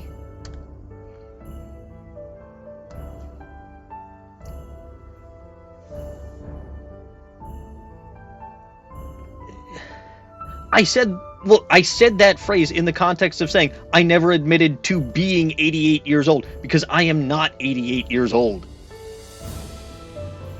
See, I'm trying to stay focused here, and Little Goblin keeps distracting me, which I guess is kind of the default function of Little Goblins. Wow, you managed to make something delicious with no prior skill. That's impressive, Blossom. I didn't want to admit that I had found a super easy recipe. Lying on live television. It's not television! This is not television! This is video game streaming! I didn't think she'd be this impressed by my simple cooking, but it made me happy nonetheless. Look, it might be a super easy recipe. That doesn't mean everyone can do it. Right? Even simple recipes still require you to have some kind of skill. I'll give you 2 examples from my biological little brother. So not Goose.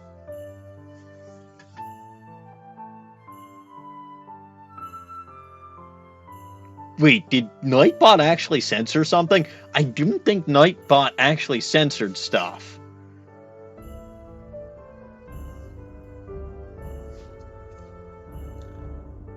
I'm not sure what was with that one.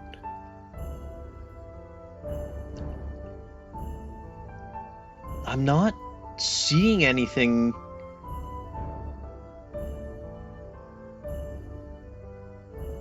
Because normally I get some kind of notification. I don't know, whatever. Anyway, what was I saying? Oh yeah, a couple of stories. Oh, censored the name of the website we're on. I don't know why it censored Twitch. That's stupid.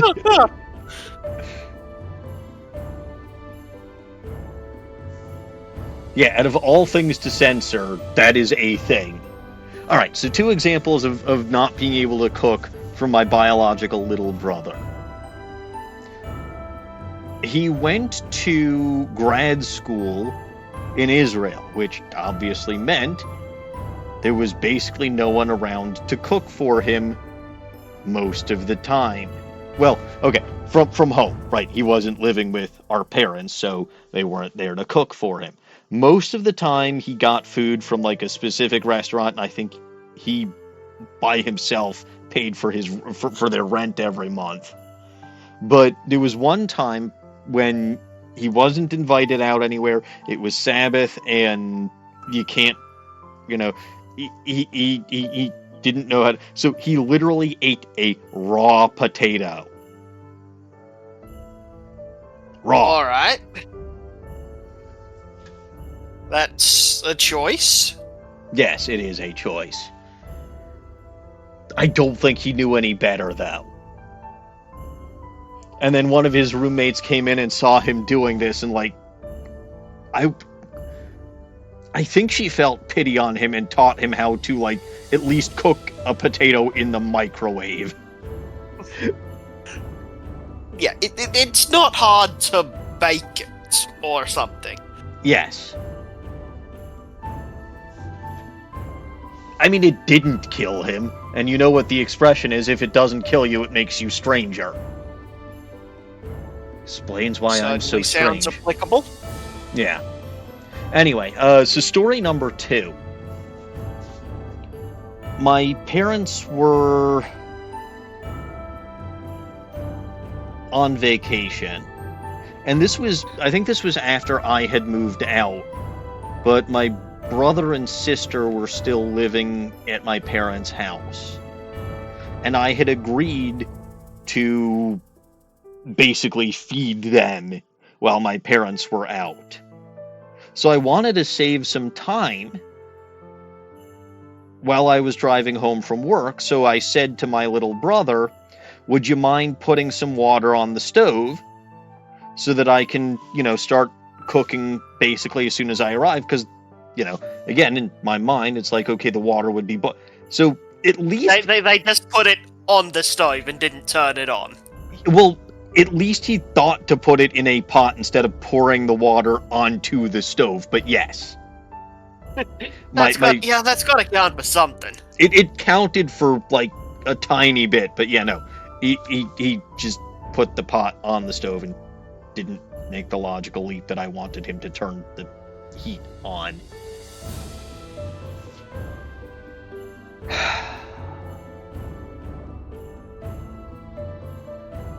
And this is why I don't talk about my little brother so often.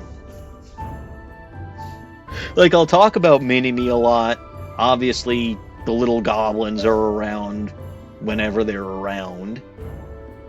But I love my little brother, I really do. But I don't know, he's just my personality is a lot more similar to my little sister. So anyway, cooking stories or lack thereof. Man, I am not doing a good job of staying focused. I thought back to how disorganized her fridge was. It wasn't exactly full of ingredients either. Lillia, do you not cook often? She seemed bashful as she slurped her own soup and avoided. Aha! She probably doesn't have the time. And I mean, like, actual time, not like the herb time. To cook.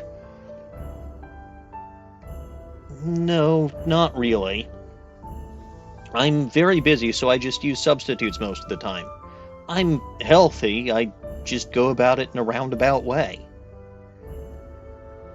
I sometimes stock up on simple foods in case I need to feed a patient or something. I wondered what an average meal looked like for her. Maybe I would cook for her any day I can.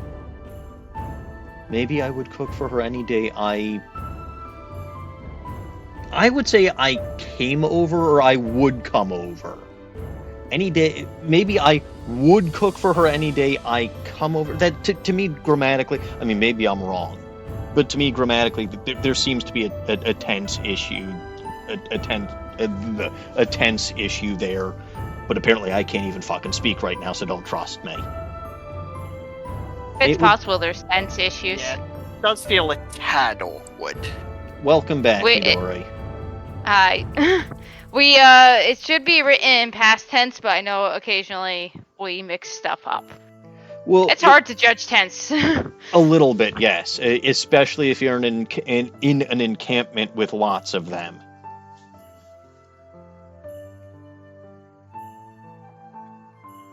Yeah, that sentence is a little bit awkward.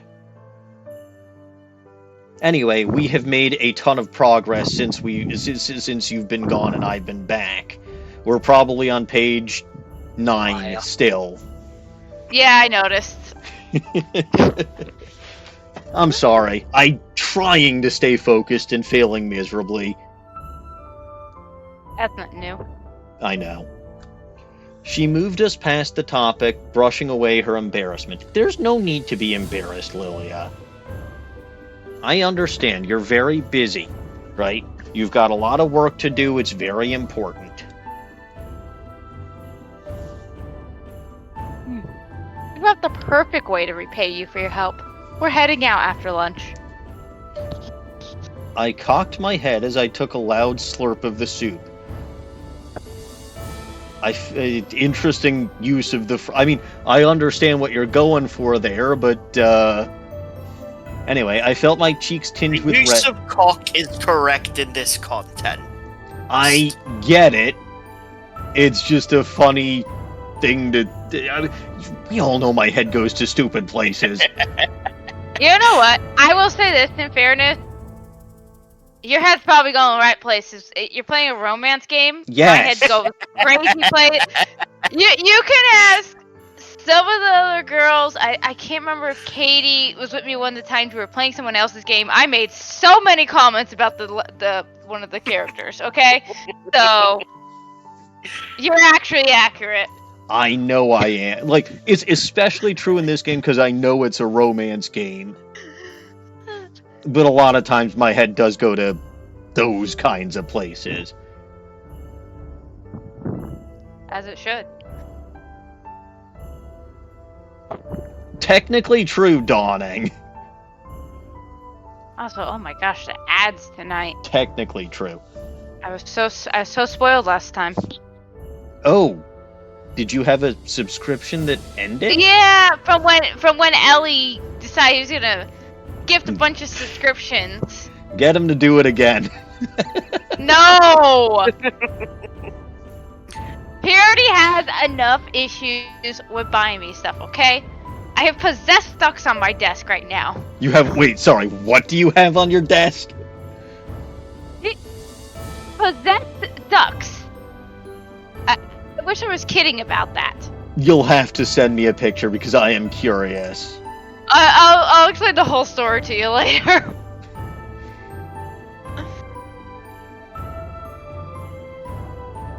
Yeah, anyway. Felt my cheeks tinge with red as it became my turn to be embarrassed. Lillia suppressed a chuckle as she continued on. I'll tell you more on the... Wow, Lillia and I are in sync. I'll tell you more on the way. It's time to give you some proper training. Choo-choo. I nodded at her, holding back my excitement. I wondered where we'd be going and what I'd learn. The excitement made me inhale my food while Lillia watched with slight concern. Yeah, that sounds painful. I mean, if you're literally inhaling your food, it's going down the wrong pipe, and that's bad for everybody. You Every will... time I Kirby do thinks that... manage. I mean, the good news is she's in the presence of a medical professional. And... Man, I guess it also depends on the rules of the world. I mean, in One Piece, Luffy inhales his food, and he's somehow fine. I mean, I was also going to say she might also want said medical professional to perform mouth-to-mouth resuscitation. Wouldn't it be Heimlich? In this case? If it's solid, possibly Heimlich. If it's liquid and you're potentially drowning because it's soup, it would be mouth-to-mouth or chest compressions or both. I wouldn't know.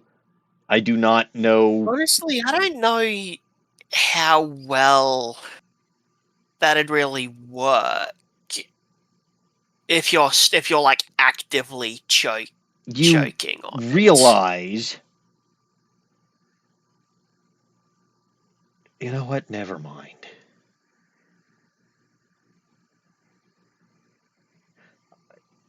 I was specifically going for the mouth-to-mouth because this is a romance game.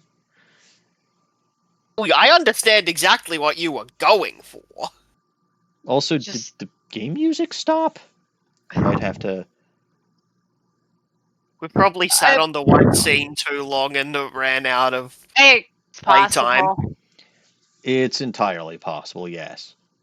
And sometimes, too, it might just be intentionally no music. I've done that before in scenes. I've literally written no music for atmosphere.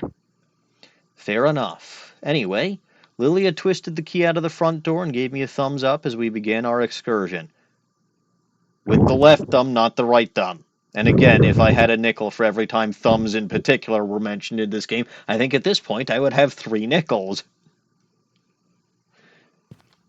She linked her Is it arm... a lot? Weird that it happened thrice. Yes. He's rich. She linked her arm with mine, which, if I had a nickel for every time Link was mentioned in this game, I'd have 2 nickels. Should I have like a... Wait. I have an idea. Oh, like, are you gonna do have a an link idea. counter and a thumb counter? You know me far too well. Do it.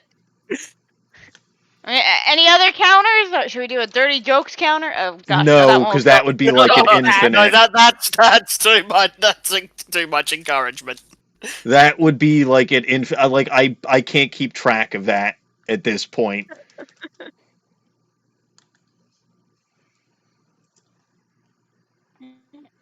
All right, let's see.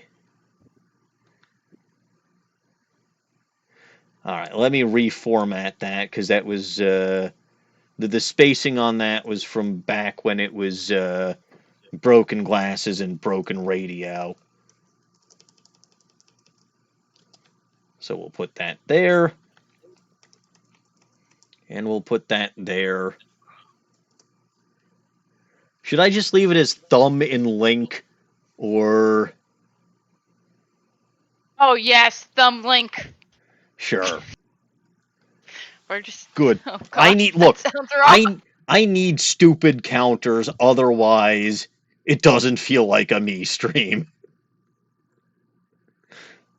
Alright, good. Let's continue. Gave me so linked her arm with mine, gave me a wink, and led us on a small hike over to our destination. Oh shit, I'm clicking the wrong thing. I was clicking in the OBS scene, not in my game scene. I'm an idiot. Anyway, we passed by the outskirts of the market, a small group of shops dedicated to familiars, an antique shop that had a huge sale on, and a large orchard attraction. I felt like I was seeing a more enchanted side of the town than I'd lived in for so long. I couldn't help but take interest in each new place. And yes, Radio Man is in fact dead because I killed Shelley D. Killer. I blew him apart one atom at a time and kept him conscious for as long as I possibly could during that process. I'm sorry. He committed suicide by blowing himself up one atom at a time, as painfully as possible. Yeah. He Oh, that committed sounds right. suicide. Why are you licking my desk? I'm not, but thank you for asking. I made a mental note to return to the antique shop with Lillia when the opportunity presented itself. Formatting on this particular text box is a little off. You're going to want to move the text box Oh, up a bit.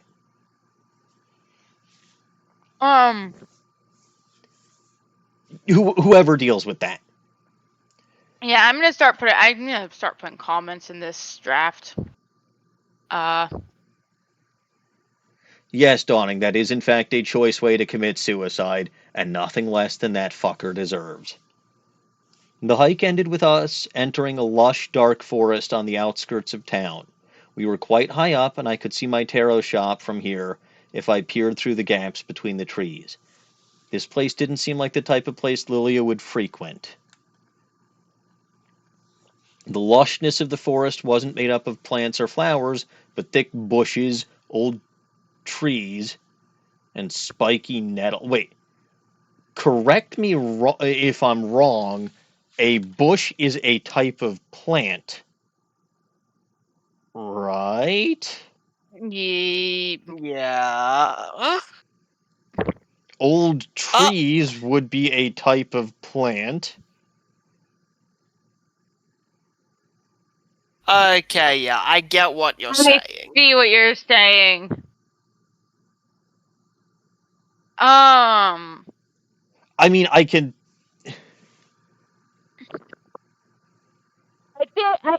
I think the tension was that it's not made up of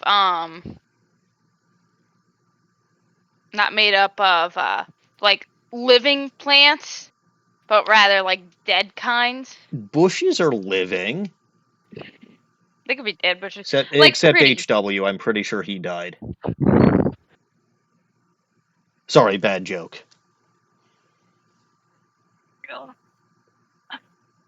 I think that like pretty flourishing. I think that was supposed to be attention. That's why it says plants and flowers versus Again, them. Like yeah, but I do see what you mean. It's still yeah. those are all still I, plants. I would. I mean, I would put a comment here to just.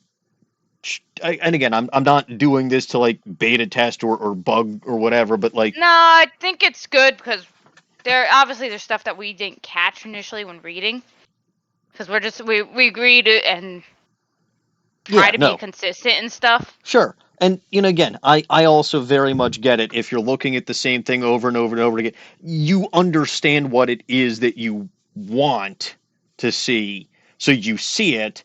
Looking at it from an outside perspective, someone might not see it. So, yeah, no. Hopefully, this is at least helpful to somebody. It's entertaining for me, so at least it's helpful from that perspective. Let's carry on. She prompted me to keep going, now holding my hand as she pulled me along. Boy, oh boy, she is very assertive. I like that. The darkness eventually faded as we exited through a gap in the bushes. When my eyes adjusted to the brightness, a large oasis sat in front of me. Okay. Is there ever going to be music again?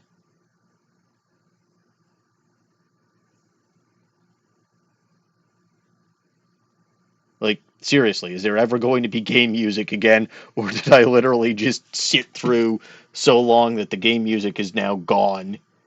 It might just not have music too. I'm not. Okay, Maybe. so I do see a point where it says music starts. I don't know what's in the programming though. Okay. Well, music starts where? It's still a little bit away, but there's a part where it says music will start eventually. Okay, so known bug, it'll come So back. Okay. Bottom line is, I didn't kill the music.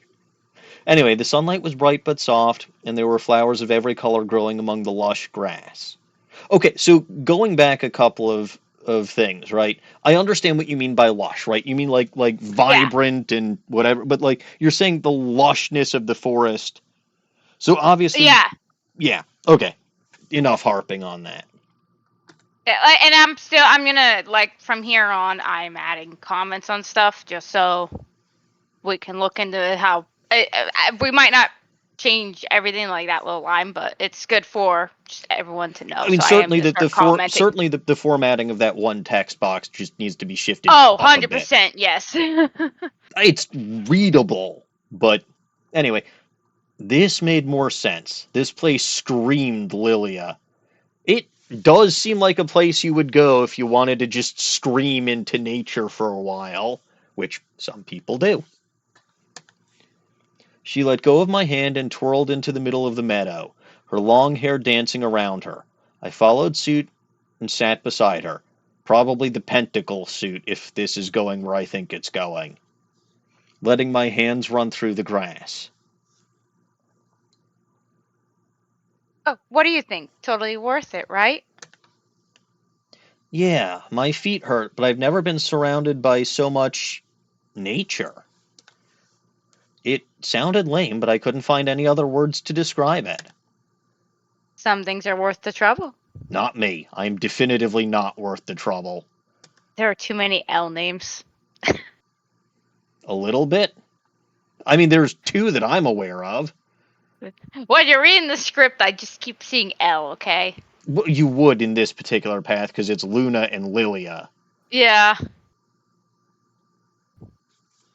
Anyway, she tilted her head back and soaked in the sun. Ah, she can photosynthesize. When learning protective magic, I find it's important to connect with nature. It She's makes sense. photosynthesized. This Sorry, is the perfect place to do that.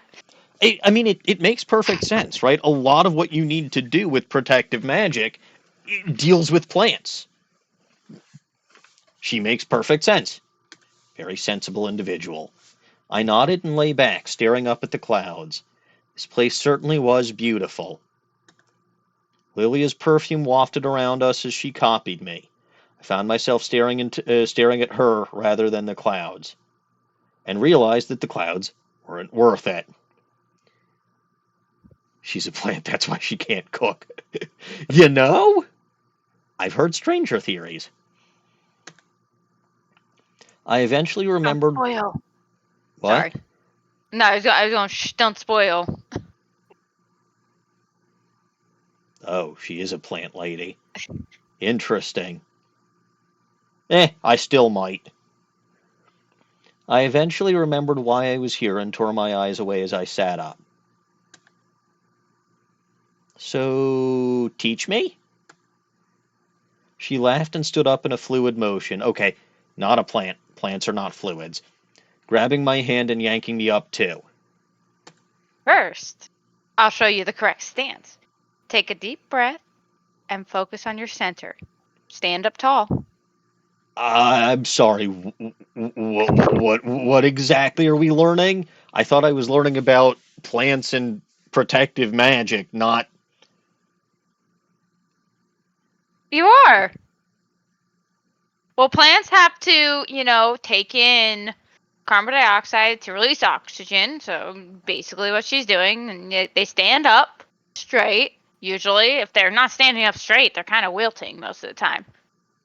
I mean, blades of grass bend. When the wind blows on them, but naturally, most plants are erect. I was going to use that word, but specifically didn't because reasons. Like, if there was the naughty joke counter would go up one now. It was unintentional too. Realized it right afterwards. Meanwhile, I was immediately thinking that, like, the whole damn time. I apparently naturally make dirty jokes without trying, okay? This is why I don't have a dirty joke counter. Also, again, because I have lost track of how many times there have been dirty jokes. I did as told and fixed my posture. Focusing on my center was easier said than done. I think I did it. Focus here. Imagine a bright light forming there. Where is here? You know what? Never mind. No more dirty jokes. Oh, never mind. She placed her hand on my... See, the game goes and answers my question. She placed her hand on my stomach as she spoke. I tried to focus, even if her closeness made that a bit difficult. Uh-huh. I felt lighter as I imagined the bright light. That makes literal sense. I felt full of air, yet completely empty at the same time. I mean, air is technically lighter than what you're normally full of. And if you were completely empty, you would be a vacuum and would literally implode. I'm analyzing this too much, aren't I? Yeah, anyways, fixed. You're either a very quick learner or a natural. The chant for this spell is Medicus Scutum. It's Who comes up with these spells? a simple shielding spell. Someone on a very different time zone than us. Fair enough. Her praise made me a little giddy, but I repeated the chant and remained focused on the light. Good. Now open up your eyes and copy my movement. Imagine you're shooting that light out of your hand. Now shoot, Kamehameha. Sorry. Sort of, yeah. Except that's not a defensive spell. That's a obliterate anything in my path kind of spell.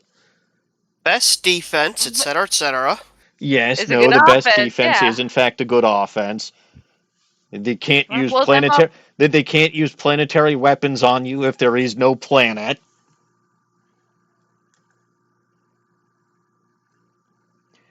I copied her. Nova was the Saiyan, though.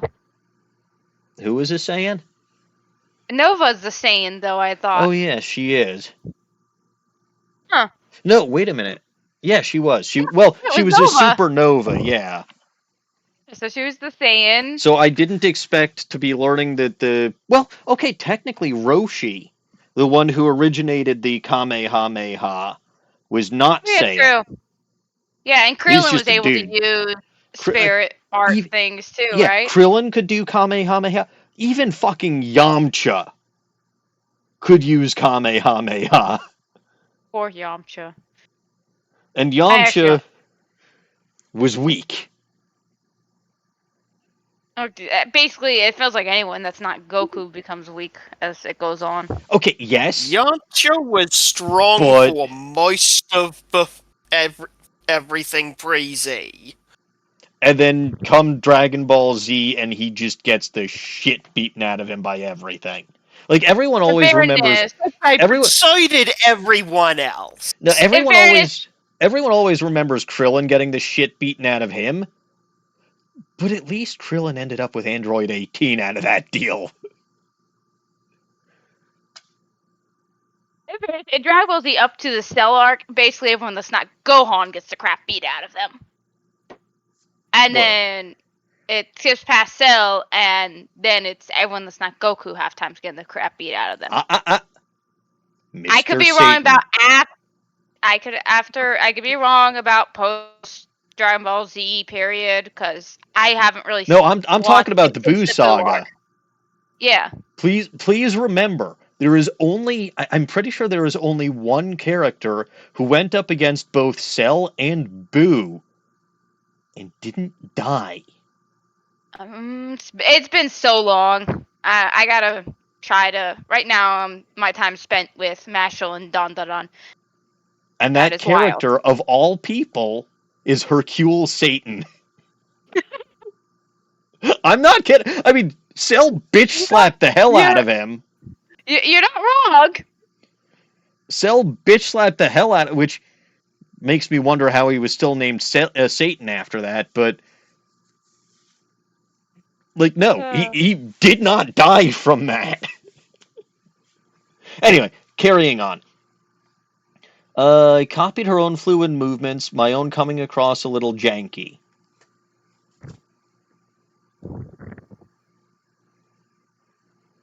Nearly, Blossom. Try to focus on the light until it has left your body. I think you skipped something? Wait, did I? You did, yeah, you actually skipped quite sorry. a bit. Be confident! There we go.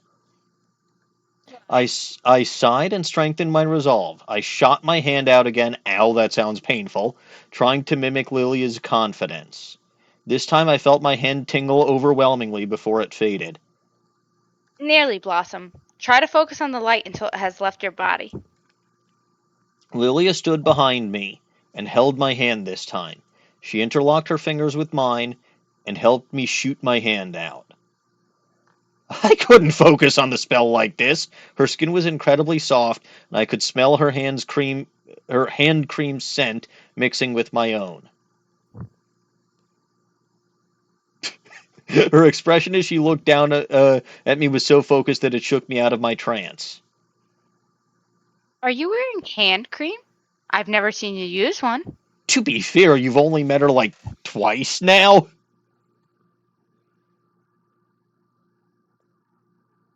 I don't have one of my own. A customer gave me some of hers this morning. It was designer, I think.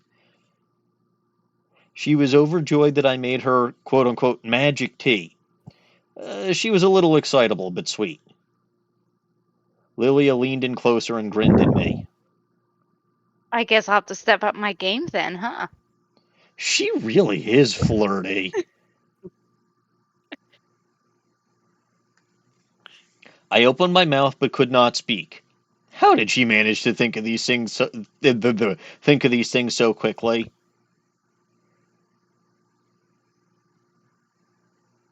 Let's just focus on the lesson for now, though. Even though that expression is adorable. My wife has said that my face looks funny sometimes. She's not like there are times when like and she's like, you're making a face, and I'm like, it would be kind of weird if I wasn't making a face because that would mean that I didn't have a face. I'm not the question. I ask a lot of questions, but I am not the question. Anyway, my heart pounded a little as I tried again. It seemed it was easier to focus now, despite my shock. This time, the tingling seemed intensified as it shot out of my hand. A strong light spun and flared as it hit the tree before poofing in. As it flared and hit a tree before poofing into a light smoke. You don't remember what my face looked like in that video, Dawning. It left a bright golden rune behind. It left a bright golden rune behind that faded after a second. The spell must have been amplified by Lillia's power. Well, blossomed your first spell. She hugged me from behind as I laughed giddily. She picked me off the ground for a moment in excitement. I was too happy to care about how red my face had become. Yes, I can imagine when she's hugging me from behind and lifting me off the ground. That would, in fact, make my face very red. Thank you, Lillia.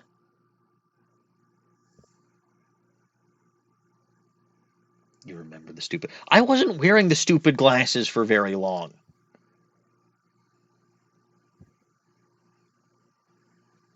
Oh, Midori, Dawning called your name out in chat back when you said the word erect. That was a while ago. And she was calling you out Oh. specifically for that. Oh, I don't know. I can't. I wasn't. I can't. I have the chat minimize or the whole like it's a mini screen on my end, so I don't always get the chat right away. Yeah, no. Yeah, because I She was could have wondering... answered that. She could have. I don't think she realized what you were talking about, though. So I'm clarifying because I figured it out. I finally figured out what's going on. Anyway, did you say your line? Nope. No thank. No. No thanks needed, Blossom. I had cast my first spell. Sure, I had some help, but I am capable of more magic than I thought, and that in and of itself is amazing. At least we know you can handle simple stuff like this. Next is Restituo, a healing spell. Sounds like that movie Ratatouille. In order to perform this spell, first you need a rat. Place him on your head. Scabbers. Oh boy. That's a man, not a rat. It was, but nobody knew that at the time. One of the biggest plot holes in the whole series. Yes and no. The Marauder's map? Maybe. It depends on how closely that they were keeping specific eye on their little brother. Yeah, I mean, they probably weren't, but it's still, there's a whole lot of issues with that. Anyways. Yeah, she kind of... It's very obvious she didn't think of things until she thought of them because she needed them for the plot. Yeah. They showed up like once, maybe twice, and like never Oh, yeah. again in an actual useful... Anyway, she showed me a lot more basic healing and shielding spells that would be useful in a pinch. And there was probably some literal pinching involved. And I managed to cast all of them eventually. You know, if you practice enough, you could help out in the clinic. I have a few plants that need reviving.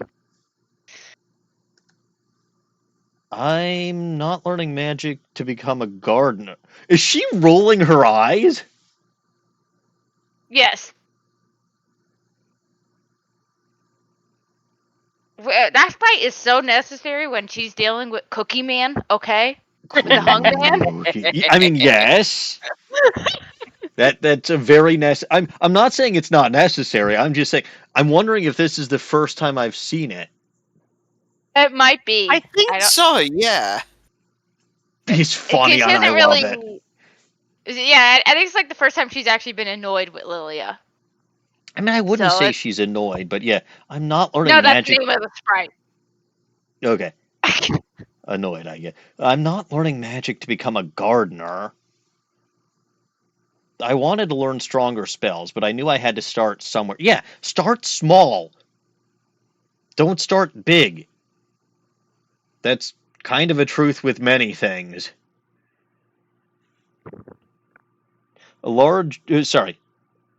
A gentle breeze, very different, a gentle breeze blew through the meadow and surrounded us in a storm of dandelion fluff. Lillia turned to me with a smile that stole my breath. A few stragglers tangled in her curls.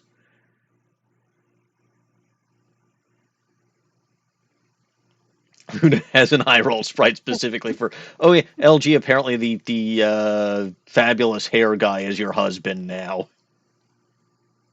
Yeah, I can roll with that. Oh, you're gonna have to fight me for him. No, you won't. I don't want him. The me that's flipping everyone off. You're right. Even though I have my middle finger raised right now, I'm not flipping everybody off. Nobody can see it. The one that people can see. The one with the sexiest man as an avatar. And no, that's not you. It's obviously the one speaking. I would have thought you thought Ellison was, but never mind that. Anyway. Okay, sorry. Fictional versus reality. Hold on. No, okay. Look, I get it.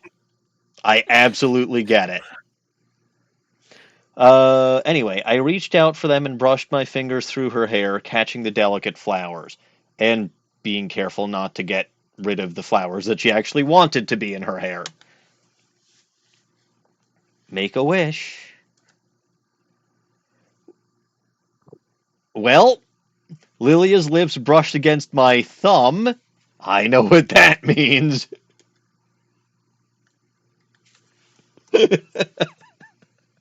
Ah, goody.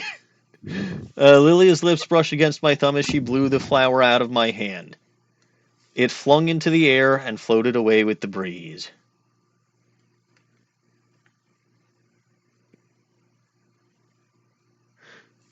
Ooh, okay. Dawning has a point, right? Dawning says that if your avatar is if you think that your avatar is the sexiest fictional man alive, you don't need to fight LG for the husband for his husband. Unfortunately, law does not exist in this game. So, Do you need a you know, husband in every game? yes, Yes. LG gets it. Yeah, gotta have it for different verses. In One Piece, it's law. In this game, it's the hung man.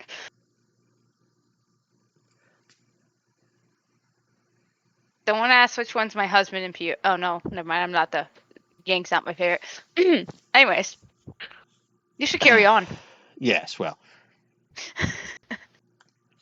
We watched with our hands guarding our eyes. If it had been my wish to make, I would have prayed that we could stay in this moment forever. We took the opportunity to enjoy the spring weather away from work and anyone else, cloud watching and chatting. The conversation slowed to a comfortable silence, and I took the opportunity to wonder about Lillia. I wondered why she was so dedicated to her work and where her passion came from. And if she was that dedicated to her work, why she took the entire fucking afternoon off and goofed off in a field instead of actually working. But I get it. Because she's also dedicated to the cute girl. Yes. That and everyone needs a stress relieving break, especially medical people.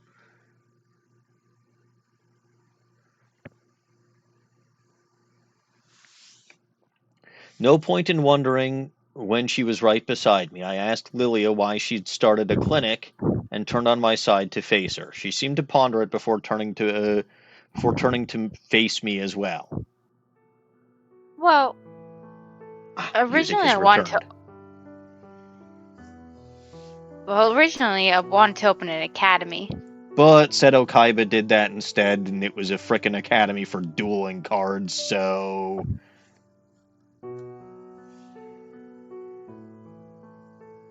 never mind. For what? Kids. Because what else would you teach? I wanted to teach them basic healing and protection spells. It's good for kids to have an open environment when it comes to magic. Too many become lost. I stayed silent as Lilia's mind seemed to drift somewhere else. There are still no magic schools for children to this day. They're handed this immense power and expected to understand it alone.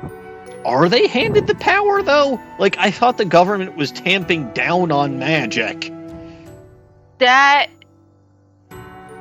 Yeah, no, there are strict rules. Like I said at the prologue, there's like different levels of magic, and to use more advanced magic, they do need the council's permission. So, in other words, nobody should be teaching this anyway because it's technically illegal. Not all magic is illegal. It depends on the level of magic, who you are. So, like a little into like the summoning hand of things. Like someone can summon legally if they have the council's permission. So you have to have the council's permission for some things, but basic magics you do not need the council's permission for. I see. They're allowed basic magics. Alright, well, fine. And Dawning, it's just a logical thing to send trading cards into outer space. I can't believe you didn't do that already. I did that last week. If there's intelligent life out there, we have to teach them how to duel. Exactly. That's how we're going to solve all our problems. I mean, it works in that fight particular. guns? It works in that particular universe. Literally everything is solved with a children's card game. Political Frankly, I feel like problems, mystical problems, do it. corporate problems. I feel like we should actually take a lesson from a lot of shows like that, where everything is solved by children's games. And Because banishing it people to would- the Shadow Realm. Not that part of it, but think about it. There would be a lot less death if It play a depends. card game. No, it depends. Because if you take away the Shadow Realm, you're going with the non-4-kids censored version, in which case some duels actually did result in death. Especially in the original series. Anyway, we're getting off on a tangent again. Though it is Yeah. card related. What stopped you? My talents were more useful in a clinic. This city needed a reliable physician. It was more important than a school. You still could open an academy, you know. You don't have to carry that burden forever. You can always pass the clinic on, except there's probably no one else to do it. ... That future is far away. I'm needed right now, and I won't just walk away. Some dreams are simply meant to pull us along, not to be fulfilled. Fascinating. Because I was talking about dreams with that other girl earlier. You have to There's choose a really path. creepy ad up. Oh my gosh. I'm sorry. I have no control over this. It was a really creepy ad. I sighed and dropped the topic for now. She wasn't the type to be easily swayed. No, once she is a very strong person. She felt needed, and her sense of responsibility was too strong to ignore that.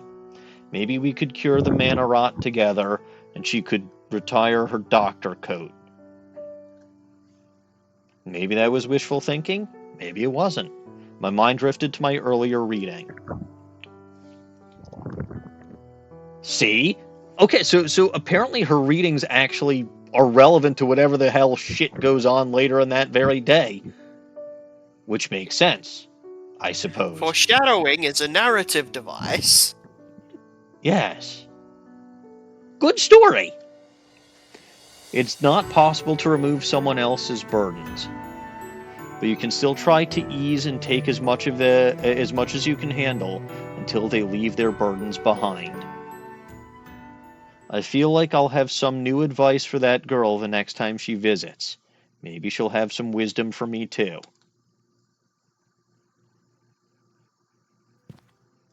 We headed back down the trail after our short rest in the grass. Short rest in the... Okay, again, I feel like time here works very differently. How many spells did Lillia teach Luna? How long did it take her to master each of these spells? They're saying that it was a short rest in the grass, not it was a short time there. There's a difference. Okay, you know what? You're right. You're right. I just get confoozled. We headed back down the trail after our short rest in the grass. Casting spells took more energy than I had imagined it would, but Lillia reassured me that my body would become more acclaimed to it, and many other things. On our way back, I took Lillia's arm and led her to into the antiques shop, asking for her assistance in picking some items for my shop. To my surprise, she chose to pick my nose instead. No, she did not. That is just gross. It would be, yes. She brightened at this and tugged me around around the store, describing what energy each set gave off. You know, this was kind of smart, from everybody's perspective. We eventually settled for a white set with purple rims and golden celestial details. Aha! I did in fact say her name is Luna, so she should go with moon theme. Celestial is close enough. We also picked up a few trinkets to decorate with. She helped me carry my spoils home, laughing each time I gave her an anxious look when the bag clinked. I invited her in for tea, but she said she had to get back to the clinic. I told her she'd have to come round sometime to try out the new set. Interesting that she can see the shop.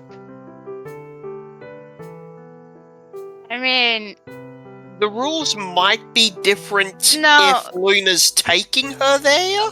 no, I mean, I think Lillia's pretty obviously lost. She's trying to Yes, solve the yes. Monora issue. I mean, that's also true. Yeah, no, she is obviously lost, but again, she can see the shop, and I don't think it's because she's with Luna, because yes, she is pretty obviously lost. Yeah, it's 100% she's lost. This was actually a real discussion. No, I'm sure. I'm sure. So, And again, I'm not saying she should not be able to see the shop. I'm just commenting it is interesting that she sees the shop, and this is the first instance where she does see the shop. I'm just wondering if Luna remembers that only lost people see the shop.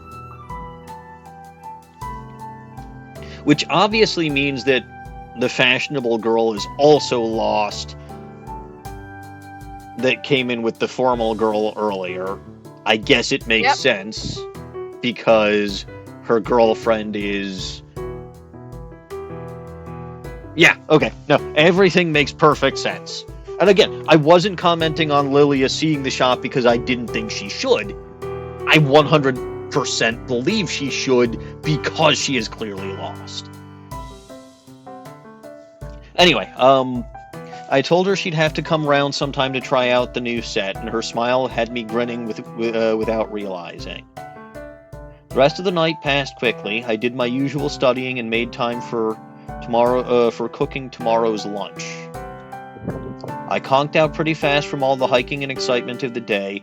I didn't remember much of my dreams the next morning, but they had been filled with a warm pink. You know what else is pink?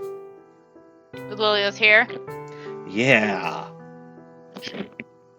Yeah. I headed straight to Lillia's the next day, a warm fuzziness within me as I followed my new routine. Lunch boxes in hand, I sauntered into the kitchen and made room for them.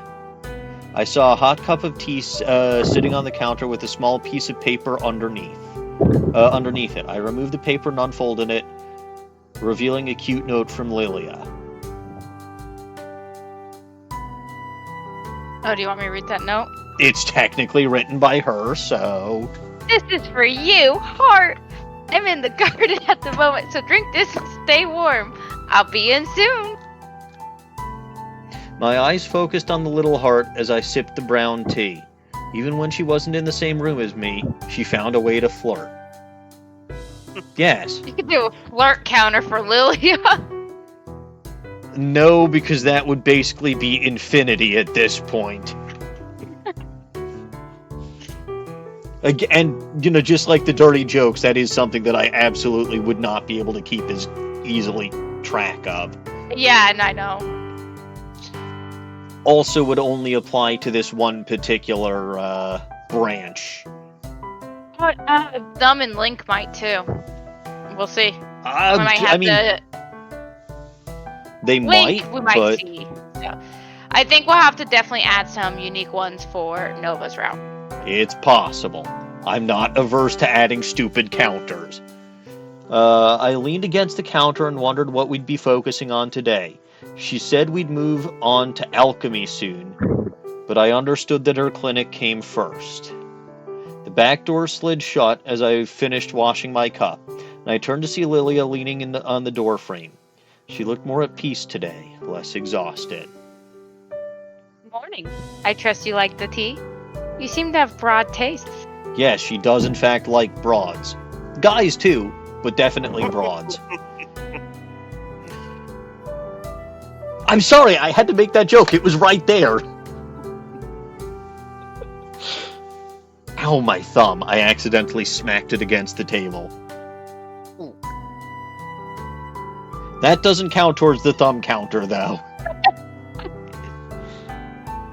Oh, so I had people at synagogue asking, because I showed up to synagogue on Sabbath with my thumb bandaged, so I had people asking what happened to my thumb. So I said, well, I got into a thumb war with someone, and it turned out their thumb had a knife.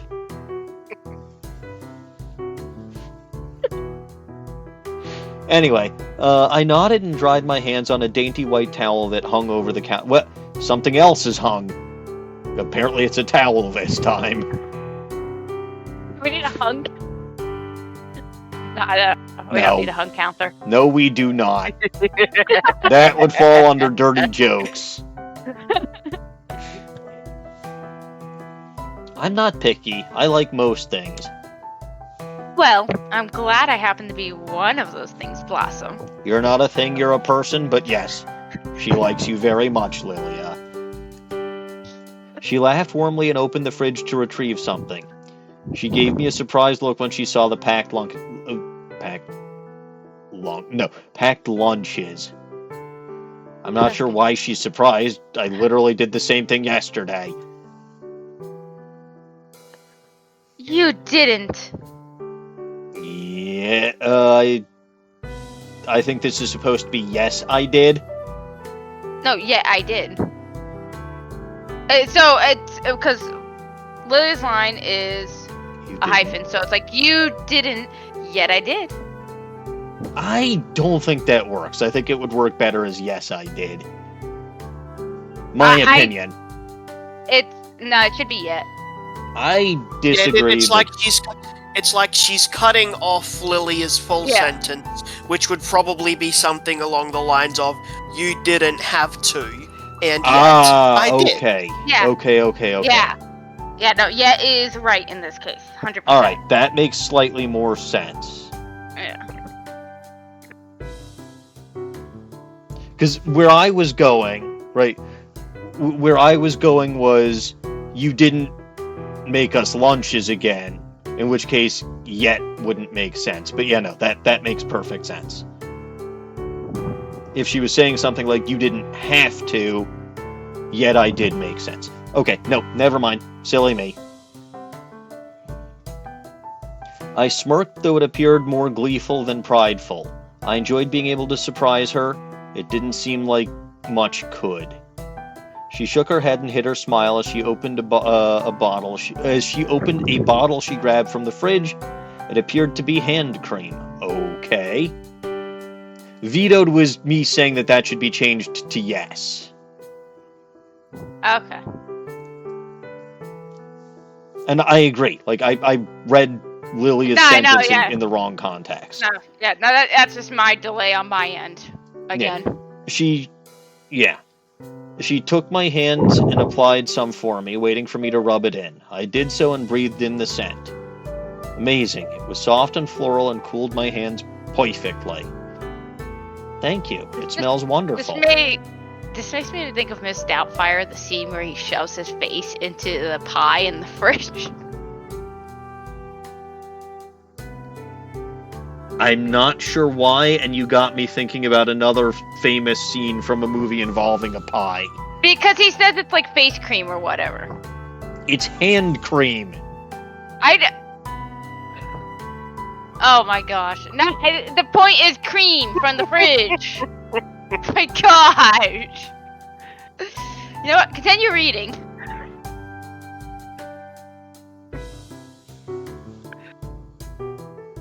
It's your line. I didn't hear you read the line. I made it myself. I take my skincare seriously, so I like to know exactly what's in it. That makes perfect sense, actually. I might have a spare bottle, actually. She looked around the fridge before grabbing another bottle of hand cream and giving it to me. Use it often. It's better than the store-bought ones. I could use some better hand cream. Me too. Her actions seemed more pushy than usual, but I accepted the gift and agreed. I wonder if there's aphrodisiac in that hand cream. I'm being drugged again. Topical this time. Was she serious about stepping up her game? Probably. Just how was I supposed to react to that? I calmed my thoughts as Lillia beckoned me to follow her. She took me into her personal lab area and gestured to the mini workstation she'd set up. There were a variety of ingredients laid out on one side and equipment on the other. It was much cleaner than before. I'm busy preparing for house visits this morning, so I thought you could practice potion making. I've left detailed instructions for you, and if you're really stuck, there's a bunch of guidebooks around. Oh, I can't read. Well, you're screwed. Yeah. Maybe some of them will have pictures. I eagerly looked through the recipes and equipment, glad to finally be progressing. She must have some level of trust in me to allow me to use her lab like this. Thank you. This is amazing. I've been waiting to craft potions since I saw you at work that first day. I'm glad I could light that passion in you. Work hard and we'll reconvene later. I nodded as she left and turned to take in my workstation once more.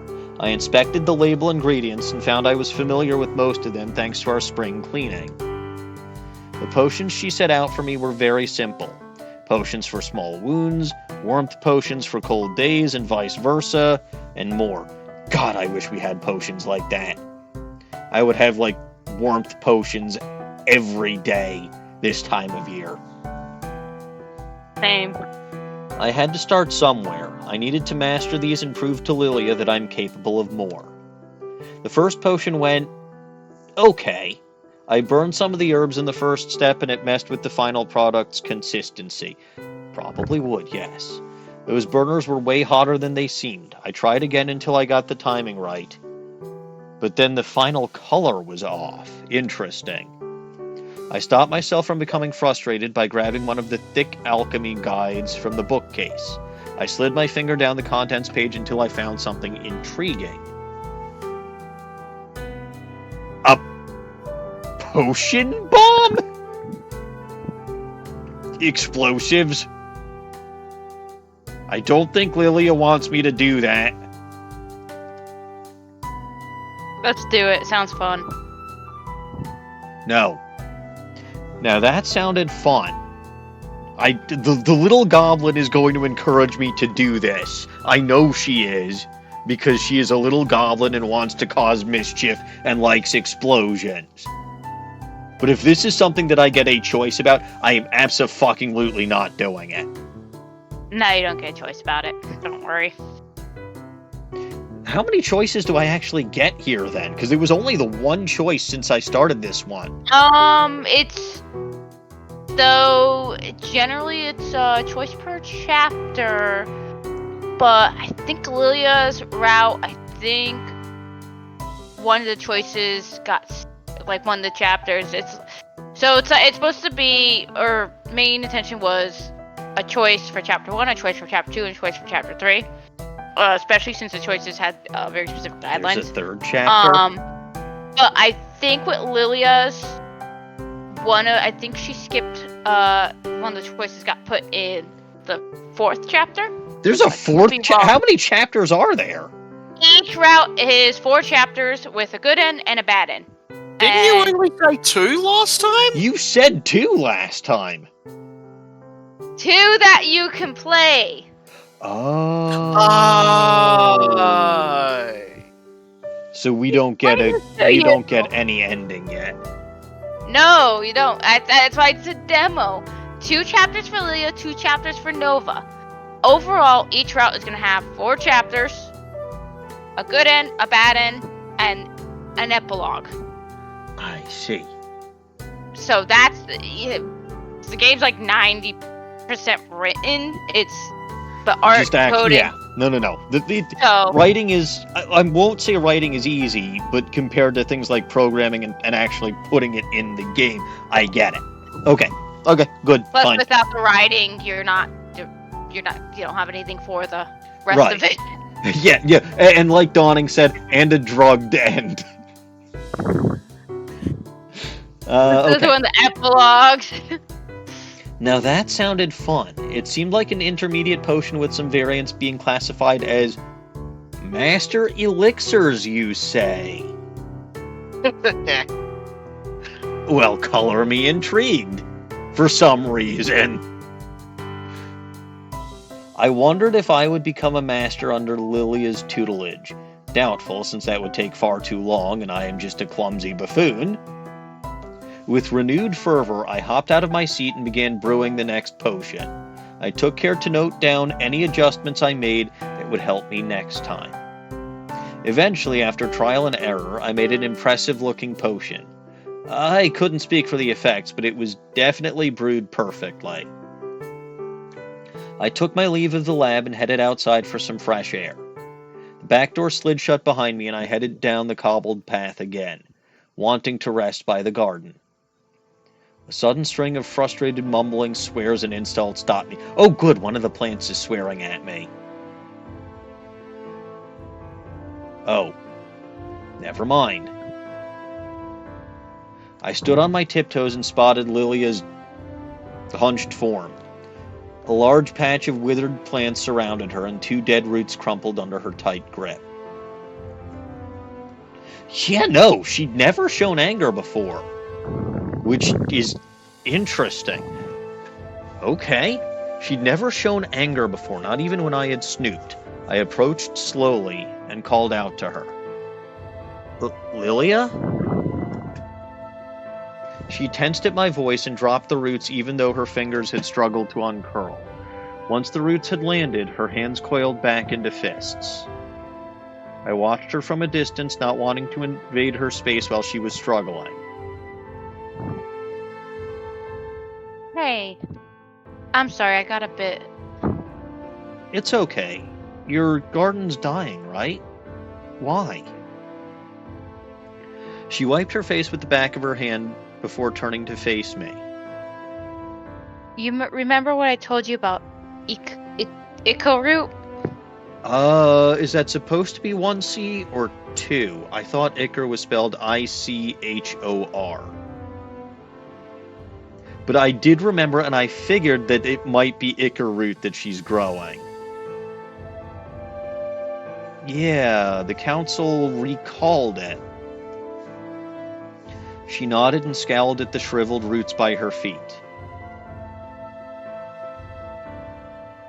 Well, I've been trying to grow a hybrid I made that mimics its effects, but something keeps killing it. I don't get it.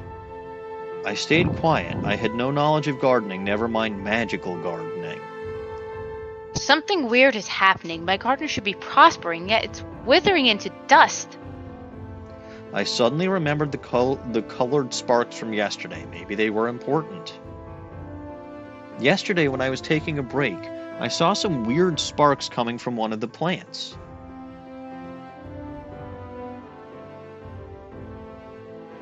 We may need a counter for this. Cocked? Yeah, she cocked her eyebrow and looked at the dead crops. What is that, 2? That Or would 3? be 2. Well, 2 today. I don't think there was one last time. I don't remember one last time. I feel like we would have made jokes that we would remember. We probably would have. Do we want to add that as a counter or no? Would that fall under dirty jokes? It feels dirty jokes adjacent. Yeah, it's more. It's I tend to agree. It's easy to keep track of, but...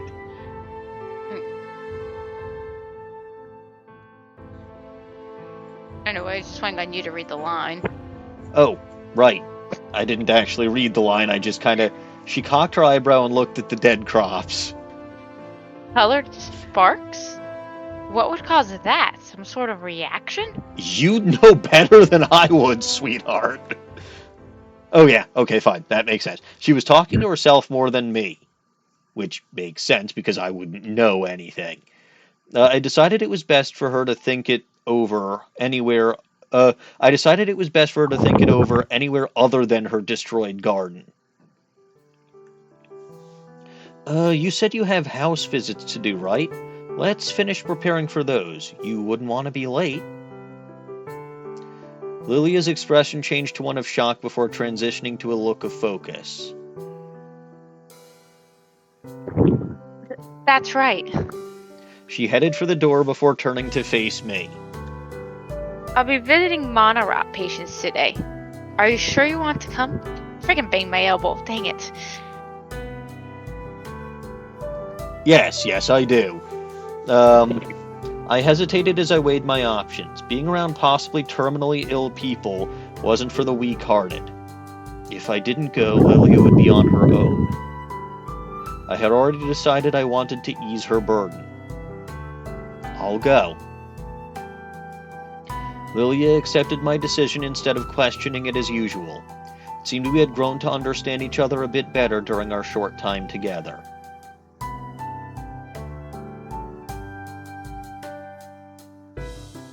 The air nipped at us as we shuffled to the first patient's house. I carried the patient files while Lillia lugged the medicines. The house's exterior was tall and beautiful. Its door had engraved woodwork along the rim and a fancy brass knocker. Well, somebody has good knockers. Lillia knocked twice and unlocked the door, likely letting the woman know she had arrived. How do we know it's a woman? Because I they guess. know the patient they're visiting? Yeah, I was gonna. How do we, the individuals, know? But it makes sense that Luna knows she's a woman because Lillia has the patient files. Or not Lillia, Luna. Luna has the patient files. Otherwise, I mean, Lillia would know the patient. Luna wouldn't. But yeah, okay. We entered and I set the bag down on a nearby armchair. A cloud of dust shot into my face, signaling that no one had sat in this room for a very long time. I swatted the dust away and held back a cough as I admired the rest of the marvelous interior design. The front room was quite modern, with a side room full of tall bookcases, each row close to bursting. Carpet was made of a lush beige material, which is also an odd color, while the walls were light cream, which is also an odd color. I'm talking One about wall. that's the new aesthetic. I'm going back to our conversation about odd versus even colors from earlier. Oh, wow, over my head. Okay. I'll shut up. One wall adorned with a golden mural of the moon and stars. You could feel the owner's personality seeping through the walls. Let's head up now. It's rude. It'd be rude to keep her waiting. That's right, we were here for a reason. I grabbed the patient's file. The name Lucilla Mavis? That is another L name. Interesting. The name Lucilla Mavis printed on top, and followed Lillia upstairs. We took quiet steps and left the silence undisturbed. Many doors adorned the lengthy hallway, but the single room at the end drew my attention. It seemed less lifeless than the rest. Though barely.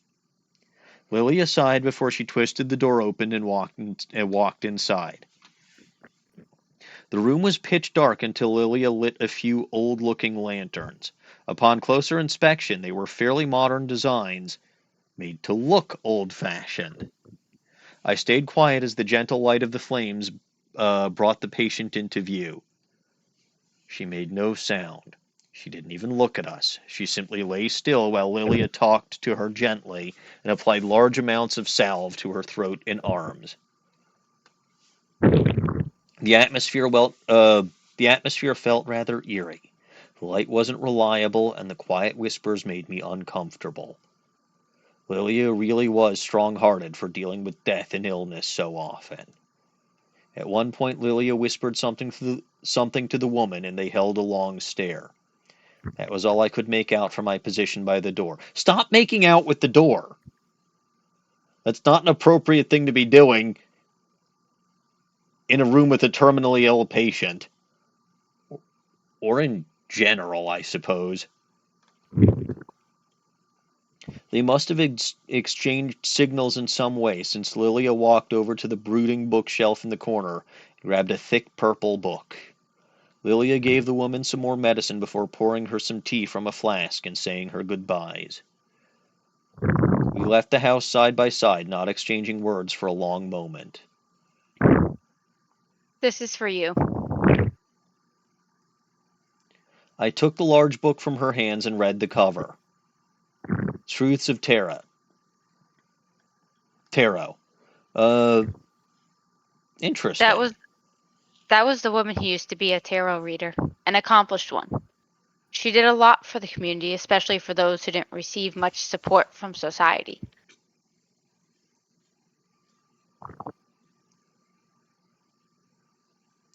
Lillia sad? Whoops, that looks like a sprite direction that got Yep. slipped into the dialogue. Yep. Yep. Okay, yeah, no, that's yeah. That makes sense because well, no, the sad sprite was there before. Yeah, that's what it is. It's not supposed to say Lily sad. It's a sprite direction that got Yeah, mixed in. okay. And I'm assuming that it's still supposed to be Lilia's line here. Yeah. So that was the one where I said she did a lot for the community. I read her line. Oh. Yeah. But Oh, obviously yes. okay, yeah. So that whole Yeah. text box shouldn't have been there, right? Because it's the exact same. Yeah, So- I recognized that on my end, but yeah, on the screen it shouldn't say Lillia sad. I mean, it completely has the second text box altogether. Like it has the same text box twice. Okay. It's completely. Yes. Yeah, it got completely formatted straight from the thing in a way it shouldn't have. I get you. Anyway, I stayed silent and stared at the book in my hands, a book with history, one I wanted to live up to. I don't mean to bring you down. Let's go to the next house. Yes, which will definitely not bring me down further because more terminally ill patients. We continued our somber journey around the city, treating Lilia's long list of patients. I saw a quieter side to her. She was different with these patients. She let them carry the conversation and seemed to know each of their individual preferences. I had found a new side of her to admire. Her backside? No, wait, I already admired that. Her side. Yeah. Anyway, the walk back to the clinic was full of chatter and laughing. We were doing our best to cheer up after the heavy afternoon. Lillia usually handled these visits alone and had no one to ease that emotional burden. She was always playful and coy. I could see the exhaustion seeping through better than anyone. I was thankful that she had given me the opportunity to see that side of her, even if it wasn't intentional. Lillia unlocked the door and held it open for me with a flourish of her hand. I decided to return her gesture by removing her scarf and hanging it on the coat rack. She seemed gleeful as always when I reciprocated her actions. I'm heading into garden for a bit. Can you manage to register? I can't man the register, I can woman the register, apparently. But sure. She's magic. Duh. I suppose. I nodded and sat in the chair by the counter, taking the chance to read the notes I'd compiled over the past week.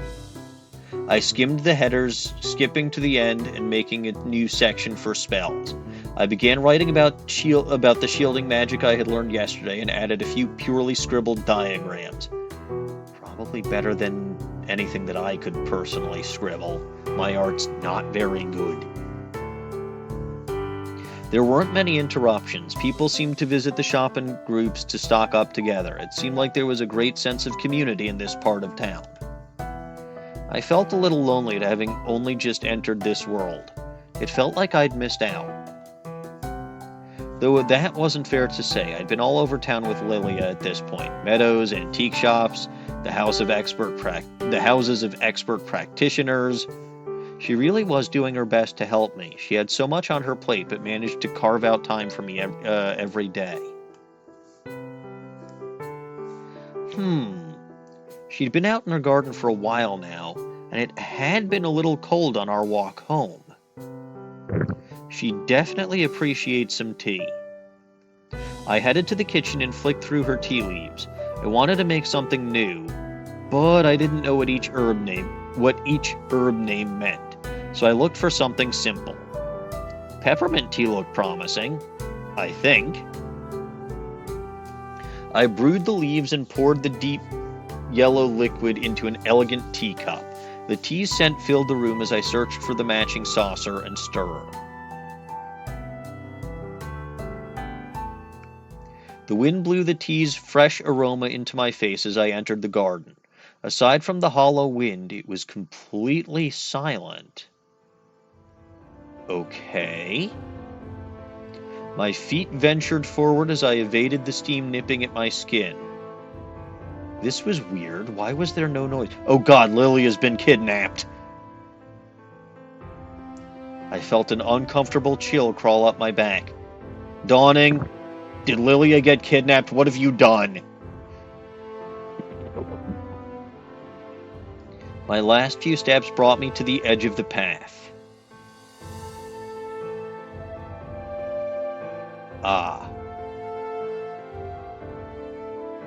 Never mind. There I saw Lillia crouched between rows and rows of withered plants. No, not withered. Destroyed. No, apparently you didn't. I'm sorry for thinking you did. To be fair, can you blame me after Arizu and Yoko were kidnapped? And your artwork... But that was Yes, Zelda. she can blame you. Yeah, I can't believe you're accusing Dawning of kidnapping. Gosh. Okay, technically it was Zelda and the Hat Man, but still... I can't believe something fishy was going on, and I'm pretty sure Dawning was involved. Anyway. Accusing poor Dawning. The roots were torn apart and looked singed. All of the previously healthy plants lay in pieces next to her shivering form. The wind grew stronger, a particularly strong gust pushing me back slightly. Oh no! She dropped the teacup? I dropped the cup from my quivering hands, making Lillia turn slightly. I scrambled to pick up the pieces, ignoring the little pricks of blood running down my fingers. I glanced up at her, noticing how she still wasn't actually looking at me. I set the pieces in a bucket on the to the side and tried to wipe my hands clean. I took a slow step towards her. Yeah, you say you don't control the Hat Man or the princess, but it was your artwork that showed the kidnappings. They threatened Dawning. I don't know what you're talking about. If they threatened Dawning, no, you don't if they defend her? No, if they threatened Little Goblin could and would have told me, so that I would exact my revenge on both of them, just like I did to Shelly D. Shelly D. Killer committed suicide. Never mind. Well, okay. Zelda and the Hat Man would have also committed suicide. Probably.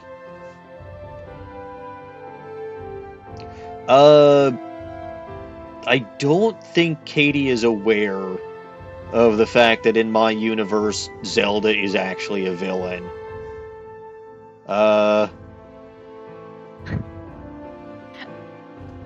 Let's see. I can also explain it to her later. You can. It's not too important for the plot. If you need the relevant artwork, I can send that to you, but long and the short of it was, I was taking forever to complete Breath of the Wild. So the joke was, normally it's the princess getting kidnapped, but Dawning wanted to motivate me to complete the last Divine Beast, So Princess Zelda did a little kidnapping. And then in Ace Attorney 1, when I didn't want to defend Kilometers Lost as Edgeworth because he's a jackass, no offense meant to you, Lone,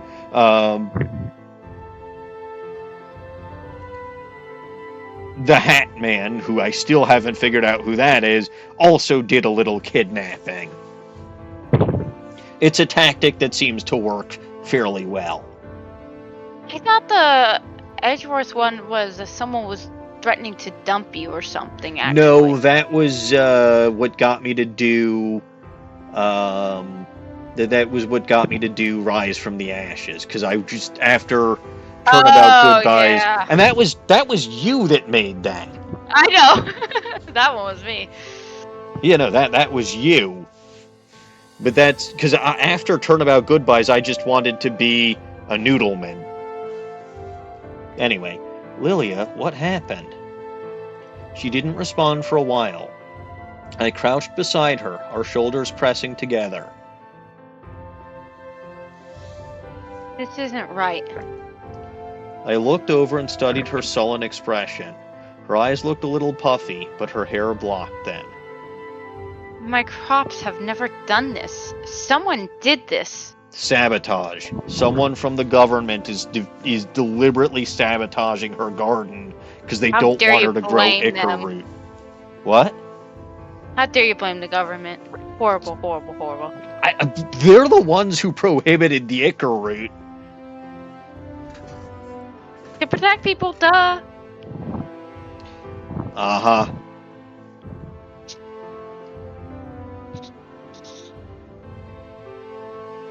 Who? You said you saw red sparks, right? I've been looking into this. There's absolutely no reason for them. Someone! I stayed quiet, offering her silent support for a long moment. The wind was freezing, but neither of us moved. We just shivered beside each other. Neither of us cared if there were confused customers in the store, or that it was getting darker. The wind died down and it became deafeningly silent. I stood, the roots crunching beneath my feet, the only sound around us. Let's go in there. We can't stay here all night. Lillia rose and walked beside me. I wasn't used to leading the conversation between us. As she sat at the table, her expression hidden by her hair and the lack of light, I realized how unfair our deal was. She was teaching me business skills, magic, alchemy, and confidence, while all I did was make her food. I had to find a way to support her and make us equals. I searched for anything to inspire me. I needed something I could do now. My search ended on the dishware cabinet. I remembered the smashed cup outside and got an idea. Oh God, I have another idea. Ideas are dangerous. Lillia, do you like to paint? She raised her eyes to meet mine and nodded slightly. I don't have any particular skill with it, but... I smiled and dipped outside to grab the bucket of ceramic. I gently poured the pieces onto the table and turned to her. What herbs can be used to make paint? The question made Lillia perk up and she strode to the storage cupboard. I organized the pieces as she crushed some paint dust. It was equal parts amazing and worrying how quickly she bounced back. She was clearly struggling with her emotions, but wouldn't confront them. Yeah, she is very lost. It wasn't my place to push her, though. She'd deal with them in her own way. We glued the cup together slowly and slightly wonkily, so instead of saying Amy, it said I am, but nobody noticed because that's not a reference in this universe. Then let the glue harden as we enjoyed some tea. Lillia showed me how she mixed the paint, and I cringed at the consistency of the pastes before the mixer was added. She seemed more like herself as time went on. We painted flowers and stars all over the cracks until the night sky loomed over the store. We looked up at the moon together through the window at the front. She still looked troubled as the moonlight danced against her skin. I felt unsafe walking back, and I thought Lillia could use some company, so I decided to stay the night. Oh, did you now? Magic wow wow. It's possible? Though, to be fair, I don't think she brought an overnight kit with her, so she doesn't have pajamas or a toothbrush or And any of Lillia those. probably only has one bed. I guess I'll have to share. Yes, well, I would in fact assume that someone who's living alone would in fact only have one bed. And she gets borrow clothes from Lillia. Assuming they're roughly the same size, given what the sprites look like, the size difference is noticeable. Oh, if Lillia's clothes are bigger, then they'll fit Luna. Baggily, I suppose, but it might work overnight. Enough to sleep in, yeah. Yeah, I mean, look, if Mia Fey can fit into Pearl Fey's clothes, I suppose this can work, because it's the other way around. Like, I still haven't figured out how Mia Fey fits into Pearl Fey's clothes without warping the clothes so badly that either something that really, really shouldn't sticks out, or that the clothes don't get so deformed that when she turns back into Pearl, they don't fit Pearl anymore. I don't Clothes think in that's a- worth trying to figure out, honestly. It isn't, but it's something that has crossed my mind numerous times.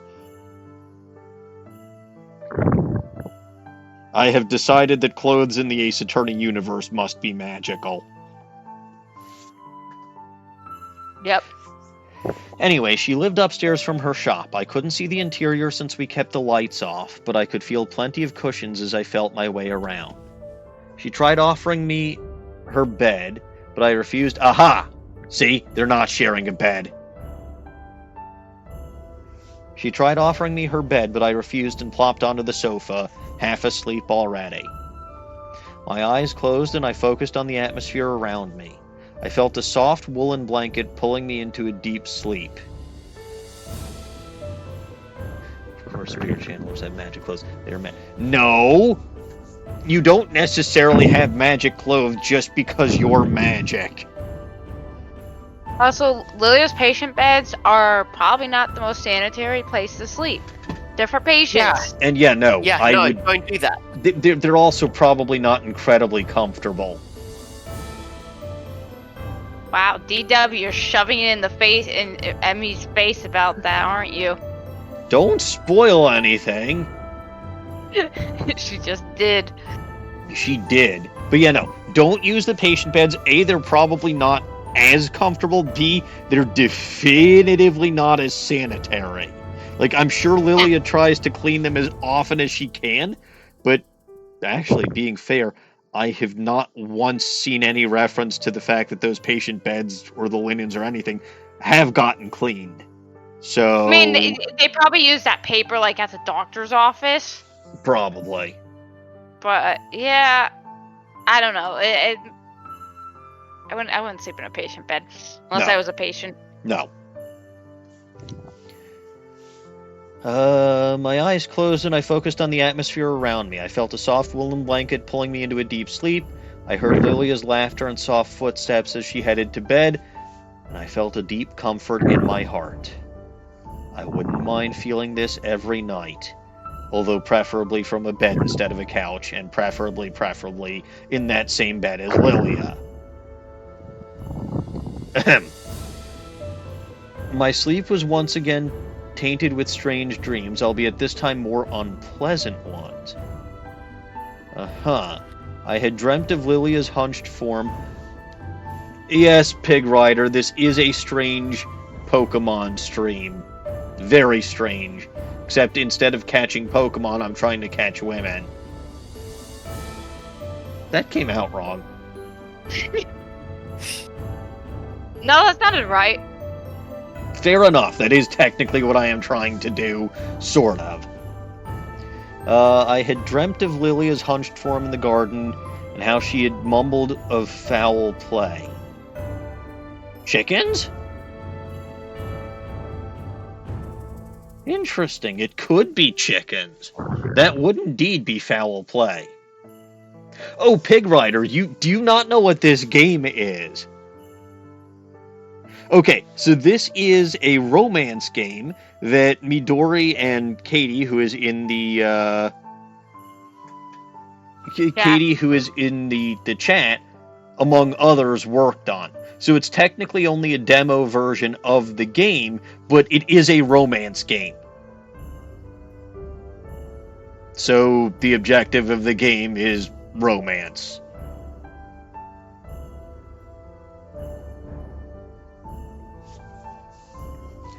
Anyway, this dream version of her was far more conspiracy bent, though.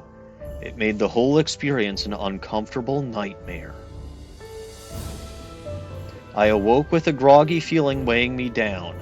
I pushed it away and sat up, taking a look around the apartment in the daylight. The plush sofa was white and adorned in pink and brown cushions. So white is an odd color, pink is an even color, brown is also an odd color, but we went over that earlier.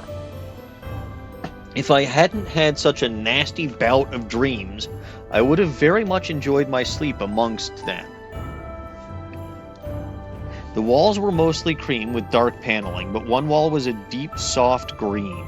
It was full of canvases and pictures. Ah! Lillia did say she liked painting. I focused my gaze in front of me, seeing a steaming cup of tea with a note beneath it on the coffee table. Oh, gasp, that's blasphemy. Who puts tea on the coffee table? I know, she should be putting it on a tea table. Exactly. I mean, what if you put coffee on the tea table? That would also be blasphemy. Good thing blasphemy's fun. It could be. How was the tea still hot? Had she just left? Or was it some form of magic? Didn't matter. The tea was delicious and warmed my soul as I read the attached note. Evening, Blossom. I hope you slept well. But you seemed a little grumpy this morning. The tea I made should chase away any bad dreams you had. How does she know that? Mumbling in my sleep, maybe? I have been known to do that on occasion. Fair point. I blushed at the idea of Lillia seeing my messy and apparently grumpy sleeping form this morning. They answered it. I had to head out to visit a patient this morning. Out of the blue. P.S. I left a toothbrush in the bathroom for you. Aha! Another question that I had answered. I stretched and made my way to what I thought was the What you thought was the bathroom? Okay. Okay. I stretched and made my way to what I thought was the bathroom, but ended up being her bedroom. I quickly closed the door and tried a different one, finding success this time. Unfortunately, I was looking for the bathroom, not success. So I went to a third door and found the bathroom. I wasn't going to ask if they brushed their teeth in this world. I specifically mentioned earlier that since Luna was staying over at Lillia's house unexpectedly, that she didn't have a toothbrush.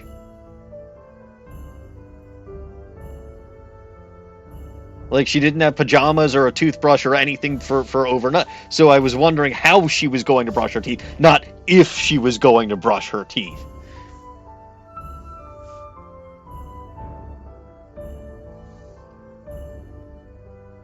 Anyway, so found the Lillia's bedroom, which is important information behind the first door. Found success behind the second door. Makes me wonder why Lillia doesn't just go through that second door when she needs to, but... And then obviously found the bathroom behind the third door. The quick glimpse I had seen of her bedroom seemed to have more color than the rest of the rooms. I wondered if I'd have the chance to check. You probably will. You probably will have the chance to check it out properly one day. Luna actually carries a lucky toothbrush wherever she goes. I mean, apparently not, since Lillia needed to leave one out for her. Although you're the game creator, so I guess you can say that Luna... Lillia doesn't know that she carries one around. How's she Fair gonna enough. magically know that? Because she magically knew that Luna was grumpy. Well, no, she apparently went in the room and looked at Luna. Let's face it, she went in that room like, oh, she's grumpy. I'm just gonna write a note and leave some tea. Probably. After cleaning myself up, I checked myself out in the mirror. I didn't look too messy, but definitely a little disheveled.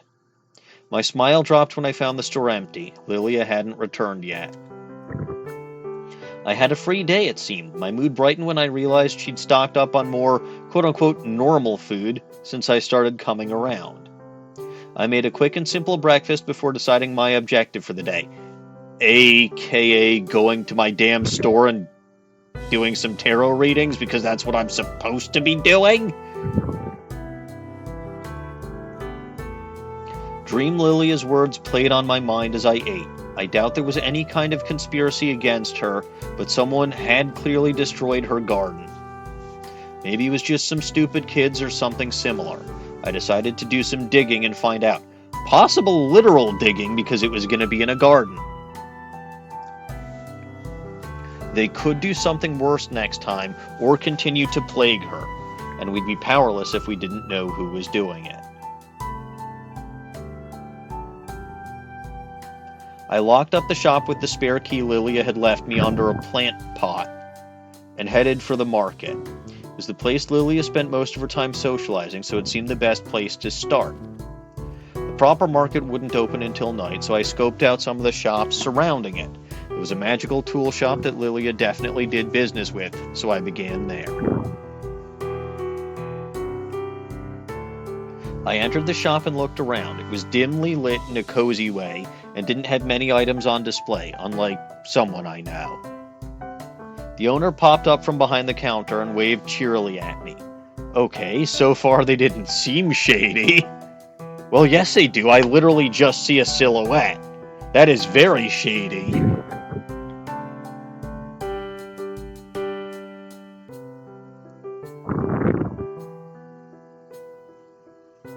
Midori? Your line? Yep. Afternoon, what are you looking for? Oh, I looked around and spotted a collection of stirrers. I pointed at the glass box and turned to him. Can I look at those, please? Of course. I've got a regular who usually gets first pick, but she hasn't come round lately. Gee, I So wonder you who get- that is. So you get first pick this time. Look at you. I wanted to press him about Lillia, but his genuine kindness was making it difficult. Yes, lucky me. Oh really, what's she like? I inspected the stirrers, twirling them in the sunlight. No wonder Lillia loved these so much. They were beautiful and sturdy despite their delicate appearance.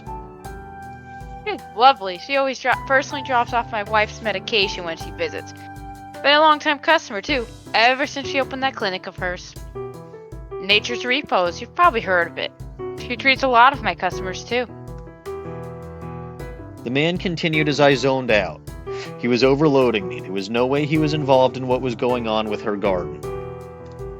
I selected an intricate purple stirrer with clouded engravings. It looked so elegant and fragile, I knew she'd love it. I used the purchase to distract the man and paid him quickly. With what money? Maybe she borrowed some from Lillia. I don't think she would do that. Or maybe Lilia's paying her. Maybe, but that hasn't explicitly been mentioned. Also, I wouldn't think so because Lillia is training her. Like, okay, yes, she's hanging out with Lillia doing some of the work, but in exchange, Lillia is literally teaching her magic. She probably did at least, like, had some way of getting some money while she was in college, but So it might be just leftover funds.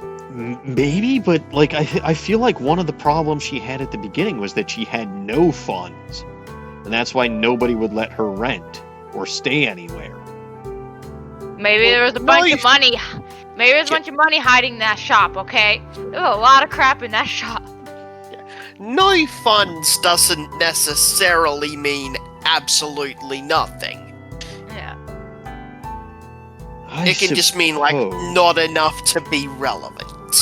And no income is generally what people care more about than whether or not you actually have a ton of money. Maybe. But she really needs to start doing more tarot readings to get more income at some point. I mean, yeah, she should probably mind the shop a little bit more. But Like, who knows how much money she has saved up? Who knows? Maybe she found money in the shop when she was cleaning it up. I mean, But I will say that, like, it seems like the apothecary shop. Like, I like the story, but it almost, at least in this branch, and I would assume probably in Nova's branch too, it very, very, very much seems like it's sort of an afterthought. Like, the whole premise in her introduction to the world of magic in the first place was that she now has this tarot shop, except she spends, like, no time in it. She's been open 2 days so far, and just the mornings, done a total of what, like 4 reads? That's it? I'm not but like, it is just something that I noticed, is in at least. No, I get what you're saying. Yeah, I mean, Okay, so that is going to be different in in other Lillia reads. or no. But yeah. See, I was just thinking because I know in Kai's route she definitely minds the shop quite a bit. I can't speak on Nova's, but Katie worked on Nova's, so she probably knows more about Nova's. So Okay, no, I mean, again, it's fair. Like, in this particular one, she's specifically learning about magic, and she's learning about magical curing, so she kind of has to split her. Okay, no, fair enough. There's also another little tidbit that unfortunately won't show up in the demo. And it doesn't become fully clear until Kai's route. Whatever happens, don't spoil anything. I'm not. Yes. I'm just saying there's a lot more going on than one would realize. Oh, I'm sure. Anyway, I continued visiting stores in the general area that Lillia had mentioned being a patron of. Not the Admiral area, though. That was by the sea, and I really didn't feel like dealing with the sea today. Every single one spoke highly of her. She's great with kids. They always take their medicine if it's from her store. That sounds bad. Lillia's Lillia's such a busybody. Never has time for more than one cup of tea when she visits. She cured my sister of such a nasty magical cough last year. Was so professional and mature for her age. She's handing out drugs. I mean, last time I got drugged, so it's entirely possible that the hung man, or the well-hung man, drugged me with her drugs. Absolutely, and yes, totally where I got him from. Yes, Dawning, the Colonel area was in fact just too corny.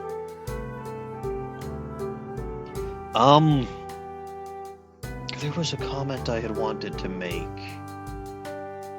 I don't remember what it was. Probably wasn't important. Anyway, I hadn't learned anything that would be useful to Lillia, but I saw how respected and admired she was in the community. Everyone seemed to acknowledge her efforts and workaholic tendencies, but no one showed any real concern for her. Yes, very true. It made me a little sad. She was a shoulder to lean on for almost everyone that knew her, but didn't have anyone to rely on herself. That is sad. I wondered if it was a personal choice or the result of something else. That wasn't what mattered right now, though. I hadn't come up with any clues on who was messing with her. Could you install, like, a little security camera in the garden? not Just a creepy at thought. all. Oh wait, no, I just realized what you meant. Yeah. Not like to spy on Lillia, but to like figure out who's... Like, if I wanted to spy on Lillia, the garden is not where I'd put the security camera. But do you think really security cameras gonna work well in a world of magic? They'd probably just turn invisible. You can use something like I mean, it's why a camera would work better than like an actual human eye, because you can use it to detect infrared or ultraviolet, right? You could use it to detect things that are normally invisible to the human eye. You're also assuming they don't have magic to deal with this type of stuff. They probably don't. Magic to deal with technology? Yeah. They probably do. No, Seems like a bold assumption. I wouldn't think so. Because even in worlds of magic, there is still... I mean, this one in particular, right? It seems like there's some semblance of science involved. And you might be able to turn yourself invisible, but you wouldn't be able to completely eliminate your presence. Ergo, some form of technology, okay, maybe not specifically a security camera, but some form of technology should still be able to detect you there. Like, you're not... Let's say you turn yourself invisible. You can't literally get rid of... I snapped my fingers again, and I really shouldn't have. You literally can't get rid of your mass. The thing, though, too, is this world is so heavily magic-based. You have to think of... Would they have created spells to deal with this, whoever's doing it? There might already be spells to deal with technology and... Or maybe that technology specifically does not actually, like, exist, or maybe it's they have different social for magic. media, they have computers. Yeah. I'm assuming the technology in this world, maybe this is a bold assumption on my part, but I'm assuming technology in this world is at least on par with the technology we have in the real world. But whoever's committing the crime isn't going to use legal spells. Oh, I'm sure they're not. That's what I'm saying, is they might have spells to deal with this, or they just see the security camera and blow it up. In which case, you'd still figure out who it was, because you'd catch that, like, you'd still catch them in the act of blowing up the security camera. Not if they use something like a familiar. You could trace the familiar. Or if they just use an actual summoning. Not that easy to trace. It's using a security camera would just, it sounds like it'd be simple, like it is in our world, but when you actually think about the prospects of magic and how magic, and if in a world where magic actually exists, accessible to everyone originally, how that would change along with technology is a lot different than divination. Something like Harry Potter, where the magic world is hiding. Magic is open. No. Here. Katie is right. Divination. Magical security camera. Katie is right. Magical security camera. Unfortunately, I don't think Luna knows how to read crystal balls or do divination yet.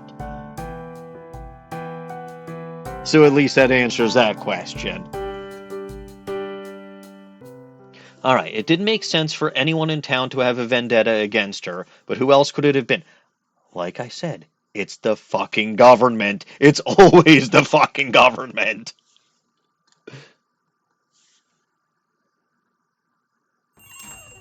I returned to my shop feeling deflated. It felt like I couldn't help Lillia in any way that mattered.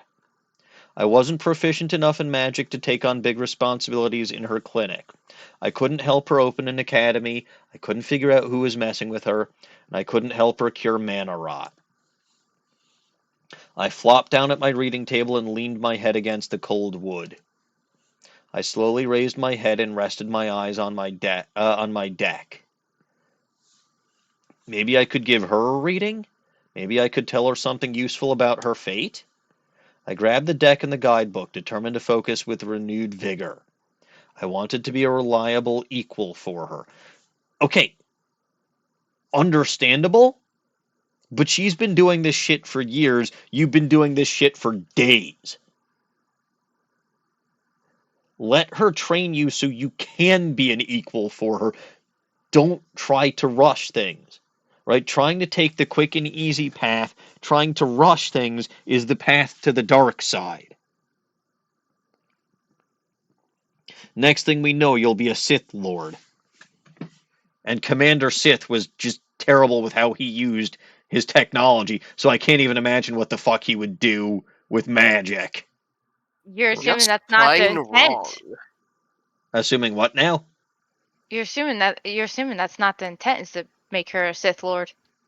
I'm pretty sure it's not. Or if it is, that's definitely the bad ending. Other than being drugged. But. And yes, LG, the use of technology is just plain off, but yeah. That's it. It was off. Yeah. Such a fun game that was. And it introduced me to Lynn, who is like another S-tier redhead. Anyway, I began studying and annotating the book with with small post-it notes. I did some practice readings as well to tidy up my technique. Tomorrow, I would finally be useful to her. I wouldn't settle for being a bird. Okay, this is an admirable goal. Very, very much so. Very much so. But, again, there's a learning curve. I settled into my office chair with a steaming cup of tea. The scent alone was enough to wake the average person, but I had become used to it. I'd made an especially strong batch for tonight. My exhaustion had proven more difficult to ignore than usual with the addition of my new responsibility. Wait, is this Luna or Lillia? Oh, it's Lillia's point of view. I thought so I shouldn't be reading this at all. Okay, so, what line are you on? I'm going right back to the beginning of it. Okay. It's on ad, so let me know when you're there. I'm there. Okay. I settled into my office chair with a steaming cup of tea. The scent alone was enough to wake the average person, but I had become used to it. I'd made an especially strong batch for tonight. My exhaustion had proven more difficult to ignore than usual with the addition of my new responsibility. Not that I regretted it at all. I was just feeling the effects of a heavier workload. My eyes sifted through the stacks of barely legible papers in front of me. Curing a disease outbreak was no easy task, especially when the cure you discovered is no longer possible. Though I tried not to, my mind drifted to the state of my precious garden. The soil had been completely destroyed and nothing would grow in it again. It was my own special mix and it wasn't cheap to replace. Someone had done it on purpose. There is no possible natural reaction that would cause that type of damage. Someone was trying to sabotage me. But I had no enemies. Well, that I knew of. It was possible that a connection of a past client could have been harboring resentment. Perhaps someone who had passed from Monorat? No, that didn't make sense. Well, yeah, because they're dead. No, she's talking about family of someone who died of Monorat. Oh, yep, that's... Which is why the rest of this line makes sense. Yeah, no, it does. I see. I was making a joke, but yeah, no, I see. I spaced slightly while I was reading that. No, that didn't make sense. None of those who passed had any familial connections. There's no point continuing this train of thought. I'd have to be more vigilant, especially since Luna was spending a lot of time here. At least she could do basic shielding spells now. It wouldn't guarantee her safety, but it'd definitely be a good line of defense. Oh. I doubt the person doing this was particularly skilled with magic, since they seem to have poured a cocktail of random chemicals over my garden. Huh. Hmm. Okay. Okay. I decided to go back to my notes. My main goal was to grow my Ica root, substitute, and finish the cure. Why was it... So yeah, it is 2 C's. I think. swear it's supposed to be 1. So the funny thing is, it was saying it was misspelled on that one previously on the doc, but it's not saying it's misspelled here. Maybe we're missing the O on the other one. No, something. the O was there. I think they just missed that the other one was misspelled. That this one was also misspelled. I don't know. I'm just gonna mark that just in case, but Uh-huh. okay. Anyways, and I'll look into that. Okay, I need to completely restart my garden and take a trip to the market to get new soil, herbs, and seeds. And I'd have to stock up on all my ingredients I lost. There was also the chance they might try to destroy my garden again. No shit, should they will look for- probably try to destroy your garden again. She should move her garden. She should. I'd have to invest in some magical barriers or a familiar. Maybe a wolf or a bear. You know Wow. what? That might also work. Like, you try to sabotage your garden. Lillia? Reach higher! What? She should reach higher, get a better familiar than a wolf or a bear. No, like, literally for protection? You try to cut. You come trying to sabotage her garden. The bear will eat you. Like, that's the point of this as a familiar. No, but I'm saying there's better. Like, she could have something like a kitsune. Well, not a kitsune, but you could have something like a dragon as a familiar. I'm pretty sure somebody would notice the dragon. Yeah, exactly. Then they And- won't mess with her garden. No, I mean, like, the government would notice a dragon. Also, the dragon might accidentally sneeze and burn her garden. Not if it's not a fire dragon. This is why I said bear dawning.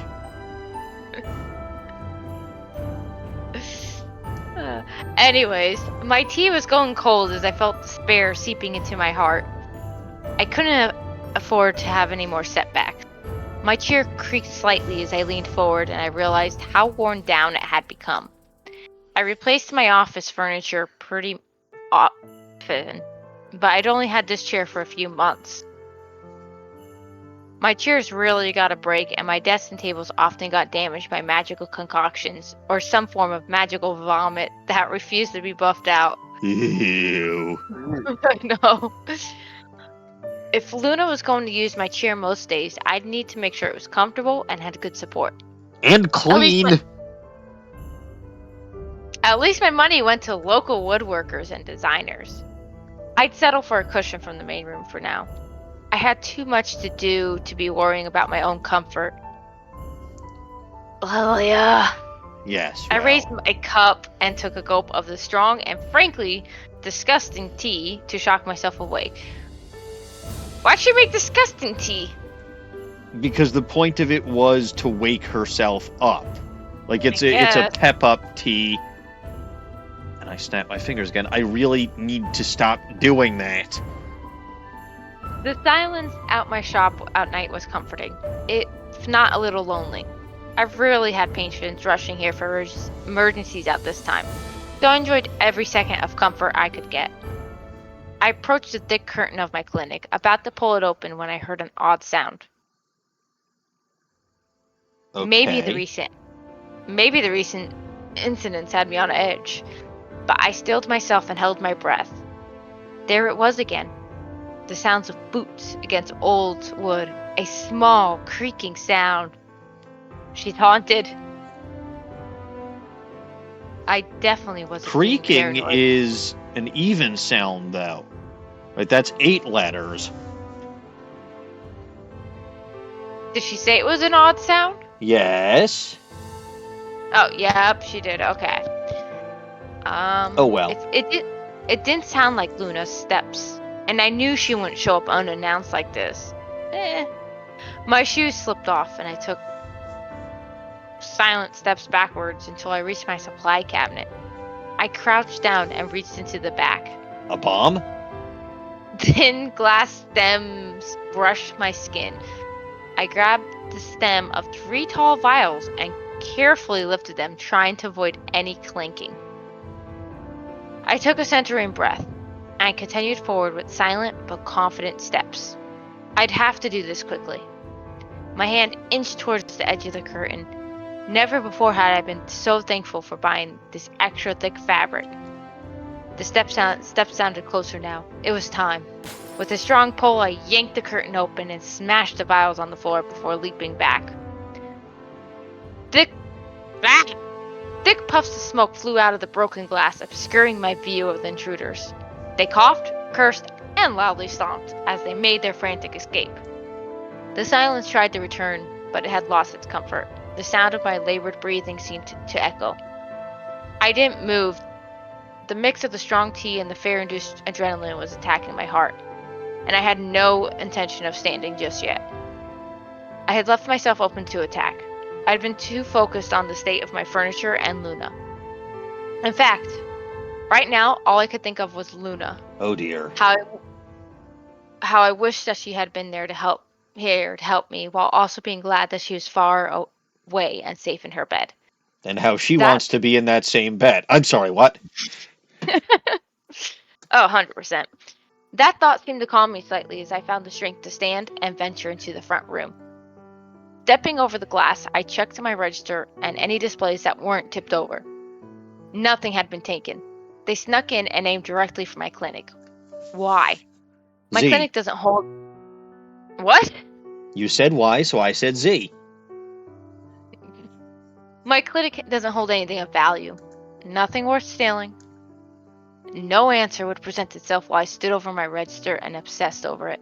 I simply needed to increase my security. For that, I needed to clean this place up. The intruders had made a mess on their way out, and there were shards of glass everywhere.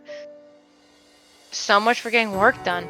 I should check on other local businesses in case they've been targeted as well.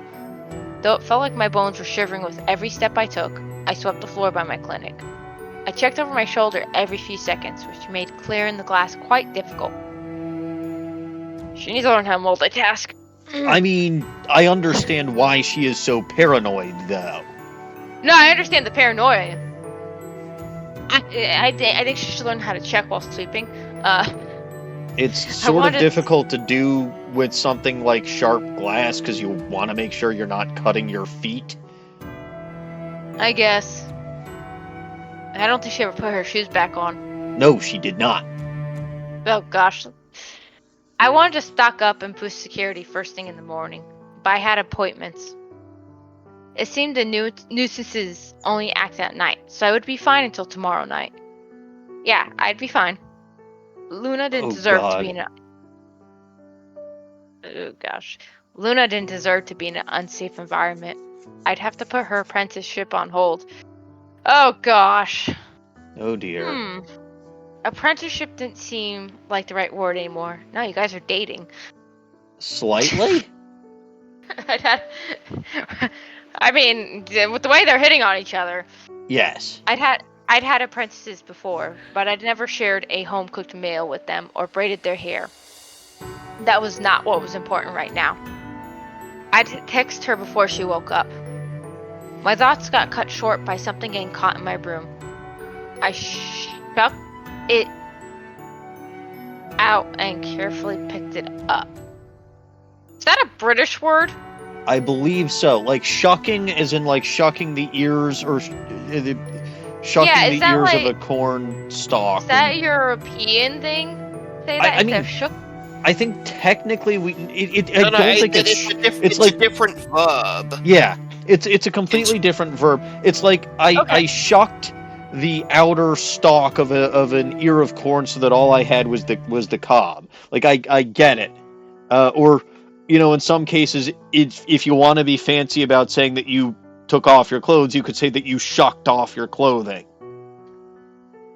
Which the only reason that I came up with that particular example is because, once again, romance game.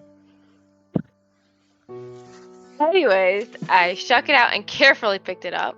It was a small badge that seemed to pin onto something. Aha! I Government. I was right. turned it around. A red and white design stared back at me as my hand trembled. The council's insignia. Shut up. See? I love how you said "shut up" before you even. I mean, to be fair, this was incredibly predictable. It's not to say that it's bad. 100%. 100%. I know. Yeah, no. I mean, it's not like it's not supposed to be. No. The council's insignia. So the council, why? Because they fucking banned Icarroot. What do they want with my garden or my clinic? I wonder if they're the ones responsible for mana rot because they want to get rid of everyone who has magic. Ooh, shit. I don't know what the reasons for the mana rot is. What sort of security measures would keep out the council? My eyes settled on the entrance of my clinic. There was only one item inside that can be considered of value to the council. My mana rot notes. My care. I slowly pieced the puzzle together while my hand kept a solid grip on the leather badge. This was much worse than I had ever thought possible. And that's the end of this. Yep. Fade to black.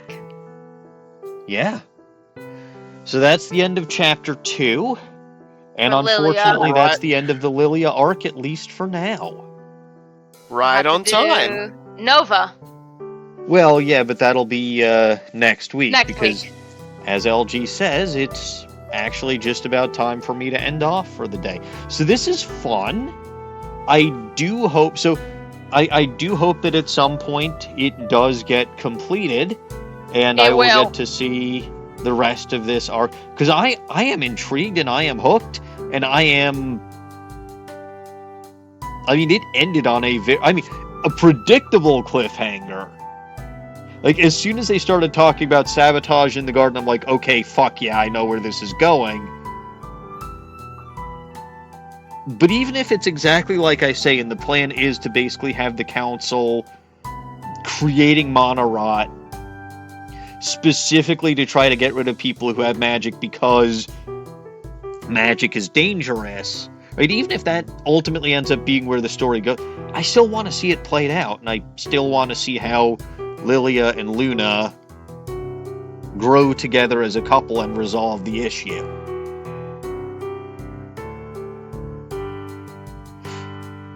So again, I'm still quite enjoying the story, having a lot of fun, and I guess I'll start Nova's path next time, although I think I will have to restart from the very beginning because I didn't save before taking that choice that led me down the Lillia path, so I may have to do the prequel or the prologue again. There might be a skip red text button. I believe there is, but we'll be able to get through that quickly. I suspect, because I screw around a lot, that it will take me probably a good amount of time. Like, certainly at least one more stream, more likely 2. Probably 2. Yeah. Because I'm a goof off. So we'll continue this until I'm done with what's there. But it's a lot of fun. I'm enjoying myself. And it's definitely something that I would not have streamed if Midori hadn't worked on it, but I'm glad that I am. Alright, so I should probably start to outro. If you only caught part of this stream, you can watch this and all of my content over on my YouTube channel over there. If you are watching this on my YouTube channel, you can catch me on my Twitch channel over there. I go live Monday evenings and Wednesday evenings at 8:30 p.m. U.S. Eastern Time, which is 7:30 p.m. U.S. Central. I do apologize. I was going to be streaming Tears of the Kingdom Wednesday evening last week, and that had been my intention up until I got home from work a little after 6 p.m., and found out that I had a virtual meeting to attend with Archaic and members of the American Cancer Society in preparation for our upcoming charity event in less than a month, and Bulba business did in fact take a priority over my random Wednesday night stream. So I will be streaming Tears of the Kingdom this week. Though, speaking of Bulba Garden, of course, two things. One, you can normally catch me on the Bulba Garden Twitch channel over there. I stream Sunday mornings at 8:30 a.m. U.S. Central Time. Currently, I am in the middle of a water-type only run of Pokemon Alpha Sapphire. A lot of excellent choices for water types in that game for some reason. I spent an inordinately long amount of time trying to figure out how the hell to get certain evolution items last time, so that was fun. You can also catch a bunch of other excellent streamers on the Bulba Garden channel, usually including Dawning Winds, but unfortunately she has not been well enough to stream there as of late. When she does stream, it's usually Saturday evenings around 8 o'clock p.m. U.S. Central Time, and she does magnificent artwork. Like Dawning does in fact do very, very good artwork, even if some of it is diabolical and involves cute redheads getting kidnapped. Again, I mentioned this already, but Bulba Garden will be participating. Actually, I believe we will be the predominant host of the Bulba Garden Catch-a-thon event as a charity event benefiting the American Cancer Society. And that is going to be February 14th through 17th as part of the overall larger celebration of Bulbapedia's 20th anniversary. So, even during that whole event, we will be trying to have 24/4 coverage, so consistent stream coverage the entire event. Even if you cannot donate towards the cause, please spread the word about the event, and please, please, please come visit us while we're streaming on the Bulba Garden channel, because it gets very lonely streaming if there's nobody in chat to keep us company. I know I can talk to myself for hours on end, because sometimes I have to, but I do know that some of my fellow streamers do not find that as easy. Anyway, I do believe that's going to be it for me for this evening. Am I forgetting anything? Never gonna give us up. I haven't forgotten that, but I was thinking if there was anything else that I've forgotten. Did you plan to mention the Poke-Earth art collab or something? The what art collab? Poke-Earth? For the No, for the Bulba Garden 20th anniversary. Okay, you can mention that, LG. Yeah, okay. Basically, the Bulba Garden is doing a collaboration with Poke-Earth, I believe it was. Basically, if you want to participate, draw Bulbasaur. Doesn't matter how you do it. Could be digital art, traditional art, pixel art. You could even make little models or something. However you want to make a representation of Bulbasaur, you can do that. And then I believe that you should be able to email it to Poke-Earth. Yeah, Poke-Earth1996@gmail.com. If you send whatever artwork of Bulbasaur you create to them within before the I think it's before the 13th of February. Yeah, Makes 14th sense. of February. It will all be collated into a big collective image, and it'll be posted on social media as a big celebration of Bulba Garden's 20th anniversary. Well, Bulbapedia specifically, but yes. Celebrate the Bulbasaur. Boba.